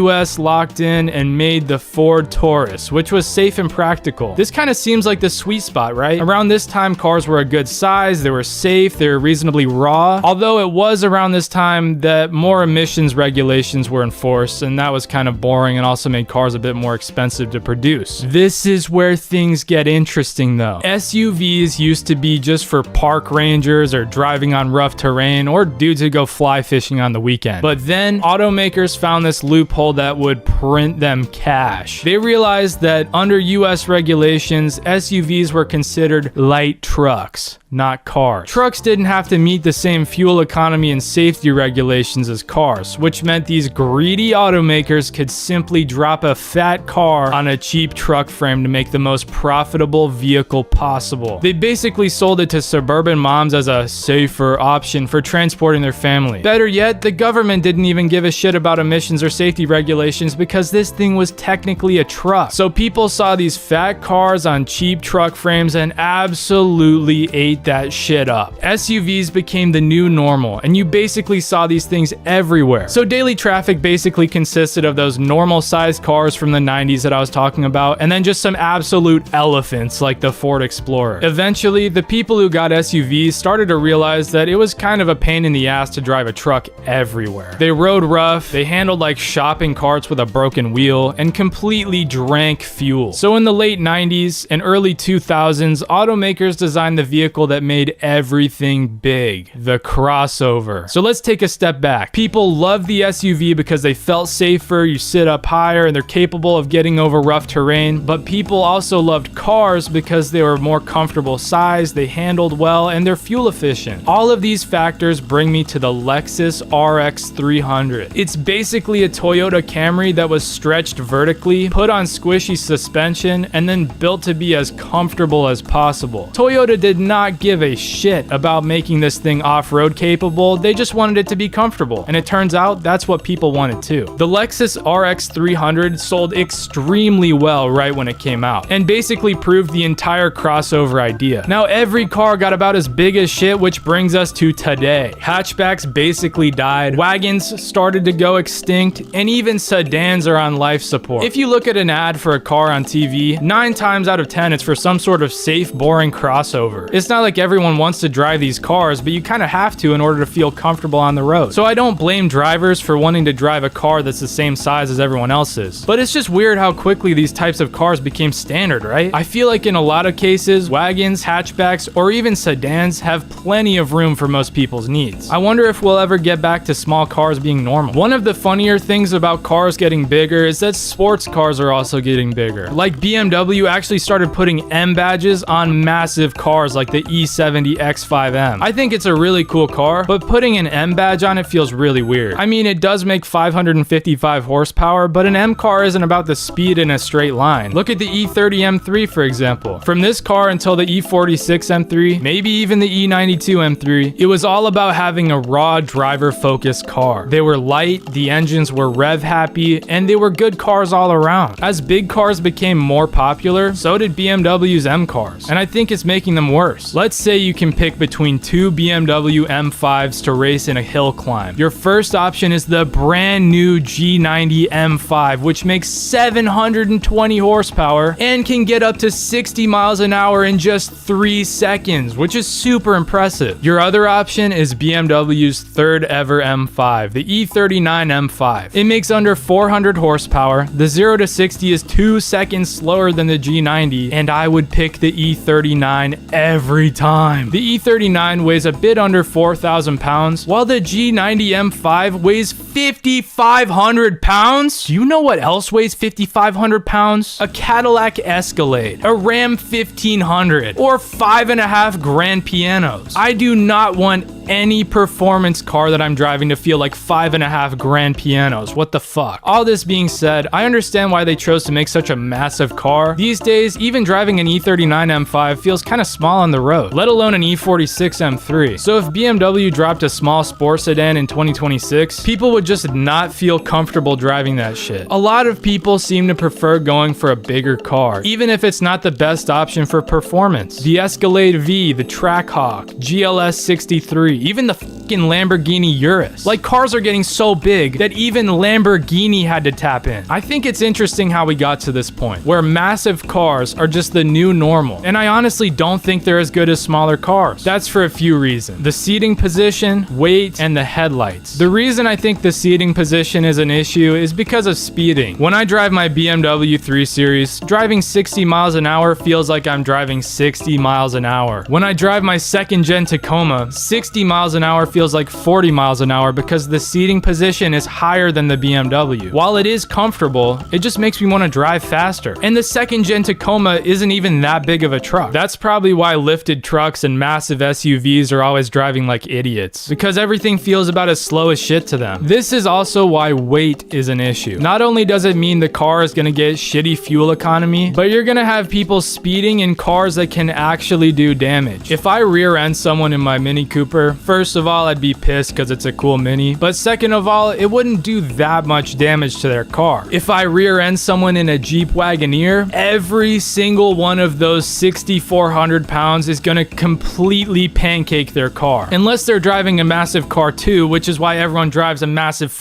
car. I think if people drove smaller cars like wagons, people would be better drivers. When you're lower to the ground, it feels like you're going way faster than when you're in the air. Like driving a go-kart feels insane compared to being in an airplane. Maybe that's a terrible comparison, but yeah, you get the idea. Another thing that blows my mind is the grille size on these cars. Not only is it less aerodynamic, but if you get hit by one of these cars as a pedestrian, you're completely fucked. With a smaller car, you'd still definitely get hurt, but you'd end up just falling on the hood of the car. If an Escalade V hits you, you're just completely done, no questions asked. And if you're short, don't even get me started. The person driving the car just will not see you whatsoever, and they probably just will think you're a speed bump or something. A 90s Civic has roughly a 7-foot blind spot in front of the car, while the 2024 F-150 has a 12-foot front blind spot. How in the world do you solve this issue? You simply pay more money. The base model options come with pretty insane blind spots, but just for a few $1,000s extra, you could have cameras and sensors in those blind spots. Awesome, right? You simply pay more money. While cars got big as shit, roads stayed about the same, or sometimes even got smaller. The roads were paved a long time ago, back when cars were a lot smaller than they are today. The roads in the US aren't as small as some of the ones in Europe, of course, but they're definitely not big enough for an Escalade V. In a lot of cities, roads are getting a bit tighter so there can be more bike lanes and crosswalks and stuff, which is a whole different video. But the roads are getting a bit tighter and the cars are getting a bit bigger. It's not really ideal. Bigger cars mean more weight already, but making them hybrid or electric just means it's an actual tank. That's why the G90 M5 is so heavy, because it has to carry around that massive battery in its big belly. Electric cars are actually pretty cool. Sort of. The instant torque is cool. I never really gave a shit about electric cars until my friend drove me around in his Rivian. Even with 4 people in the Rivian, it pulled really hard. Electric cars are really quick and seem pretty cool, but I still hate them. There are very few electric cars that actually look like they have a soul. It's like every electric car was manufactured by IKEA or some shit. It's also kind of funny that electric cars just are not that good for the environment, even though that's like their main selling point. Don't get me wrong, they're still probably better for the earth than gasoline cars, but let's just start with battery mining. Lithium mining uses tons of water, and better yet, it's often mined in places without much water, so that's not really ideal. Cobalt mining destroys habitats, but more importantly, it makes ceramic glaze more expensive. I just learned that in my ceramics class like 2 days ago. Nickel mining also fucks with the earth, so that's not ideal, but a lot of the real issues are with manufacturing the cars. Surprisingly, EV production generally creates more emissions up front than building a gasoline car. car. On top of mining all that shit for the battery, you also need to make the fucking battery. Manufacturing car batteries is pretty intensive and not necessarily environmentally friendly. I'm looking at you, Polestar. Where does the electricity even come from? By the way they advertise some of these electric cars, it makes it seem like electricity just comes from the power of friendship or some shit. In areas that rely on energy from coal, charging an EV just means you're burning a shit ton of coal. I mean, as I said earlier, EVs are still better for the earth than gasoline cars, but like it's kind of crazy to market them as environmentally friendly. Either way, I think the most off-putting thing about these cars is how heavy and ugly they are. They all look and sound like appliances. I don't know what the thought behind that was. They're just like massive air fryers that weigh as much as your Speaking of massive air fryers and your I feel like bigger cars attract bad drivers. Do bigger cars attract bad drivers? Well, more metal around you means you're safer, right? Maybe. I feel like it's a similar problem to football helmets. Hear me out. The gear that football players wear is to protect them from normal play. But with more protective gear, the players are a lot more willing to take risks that they wouldn't have otherwise, which leads to worse injuries. So with a big, heavy car, tons of safety features, and a super high seating position, you feel a little bit invincible. And who would want these features more than a bad driver, right? Let's say you're looking for a new car and you're not very confident in your driving skills. The dealership has a Mazda Speed 3 or a Chevy Suburban. The only driving you do is to the grocery store and to your office job, so both of these cars have the right amount of luggage space for you. Since you're not too confident in your driving abilities, you're definitely gonna go with the Chevy Suburban. It's much harder to drive daily, but having that much more metal around you just makes you feel safer. Despite the other option being more fuel efficient, easier to drive, and most likely cheaper up front, driving a bigger car just feels more comfortable. The problem with this is now we have another unconfident driver in a massive, heavy car. They might drive faster because it feels slow, they might park like shit because the car is so massive, and now everyone else on the road has to stay clear of a car that could flatten them. Also, a lot of these new large cars come with lane assist, auto braking, and a bunch of other false senses of safety. While these might seem beneficial, people are going to be less focused than before. It seems almost more harmful than helpful. When I'm driving my Mini Cooper, I'm completely locked in. It's manual, it's tiny, it's pretty quick, and I can't be scrolling reels or anything while I'm driving because then the car just won't work. On top of these features, tons of new cars have actual iPads in them. I just think it's weird that a selling point for new cars is that you can be less focused on the road. The headlight angle is what pisses me off the most about big cars though. For some reason, the dudes who designed these huge cars decided that they needed to make the headlight angle completely blinding for anyone with a smaller car. Whenever a massive car is behind me at night, it makes driving nearly impossible. Merging onto the highway with one of these cars behind you is super difficult. Not only is your rear view mirror blinding you, but so are the wing mirrors, which you actually need to use to merge onto the highway. The drivers of these huge cars can't do anything about it either. They just sit up so high that their headlight angle actually just needs to be that way. It's really weird. I feel like I should just mount a light bar to the back of my trunk so I can defend myself. Just to put into perspective how big some of these cars are, the 9,500 pound GMC Hummer EV is roughly the weight of 10 concert-sized grand pianos. Yes, that vehicle can legally drive on the road behind a Miata. The Chevy Suburban is about as long as a standard 2-car garage. You're better off renting a plane hangar if you're gonna get one of these. The 2024 GMC Yukon XL is about as wide as 5 bowling lanes. I don't even know how some of these cars are legal, and I definitely don't know where you would find parking in a city. Overall, I think everyone driving a bigger car is worse, but I also don't think it's very reversible. It's not the end of the world for people to be driving bigger cars, and some of them are really cool. I'm honestly thinking of getting a BMW E70 X5 diesel as a daily driver, so I guess I'm feeding into the problem. Everybody loves to modify their cars, but 90% of the people that I know do it completely wrong. Today I'm going over 7 different builds so you can learn how to actually modify your car depending on what you want. If you're building a drift car, then there are 8 crucial steps you need to take to build an awesome sliding machine. And don't worry, I'm not talking about 500 horsepower big turbo drift missile bullshit.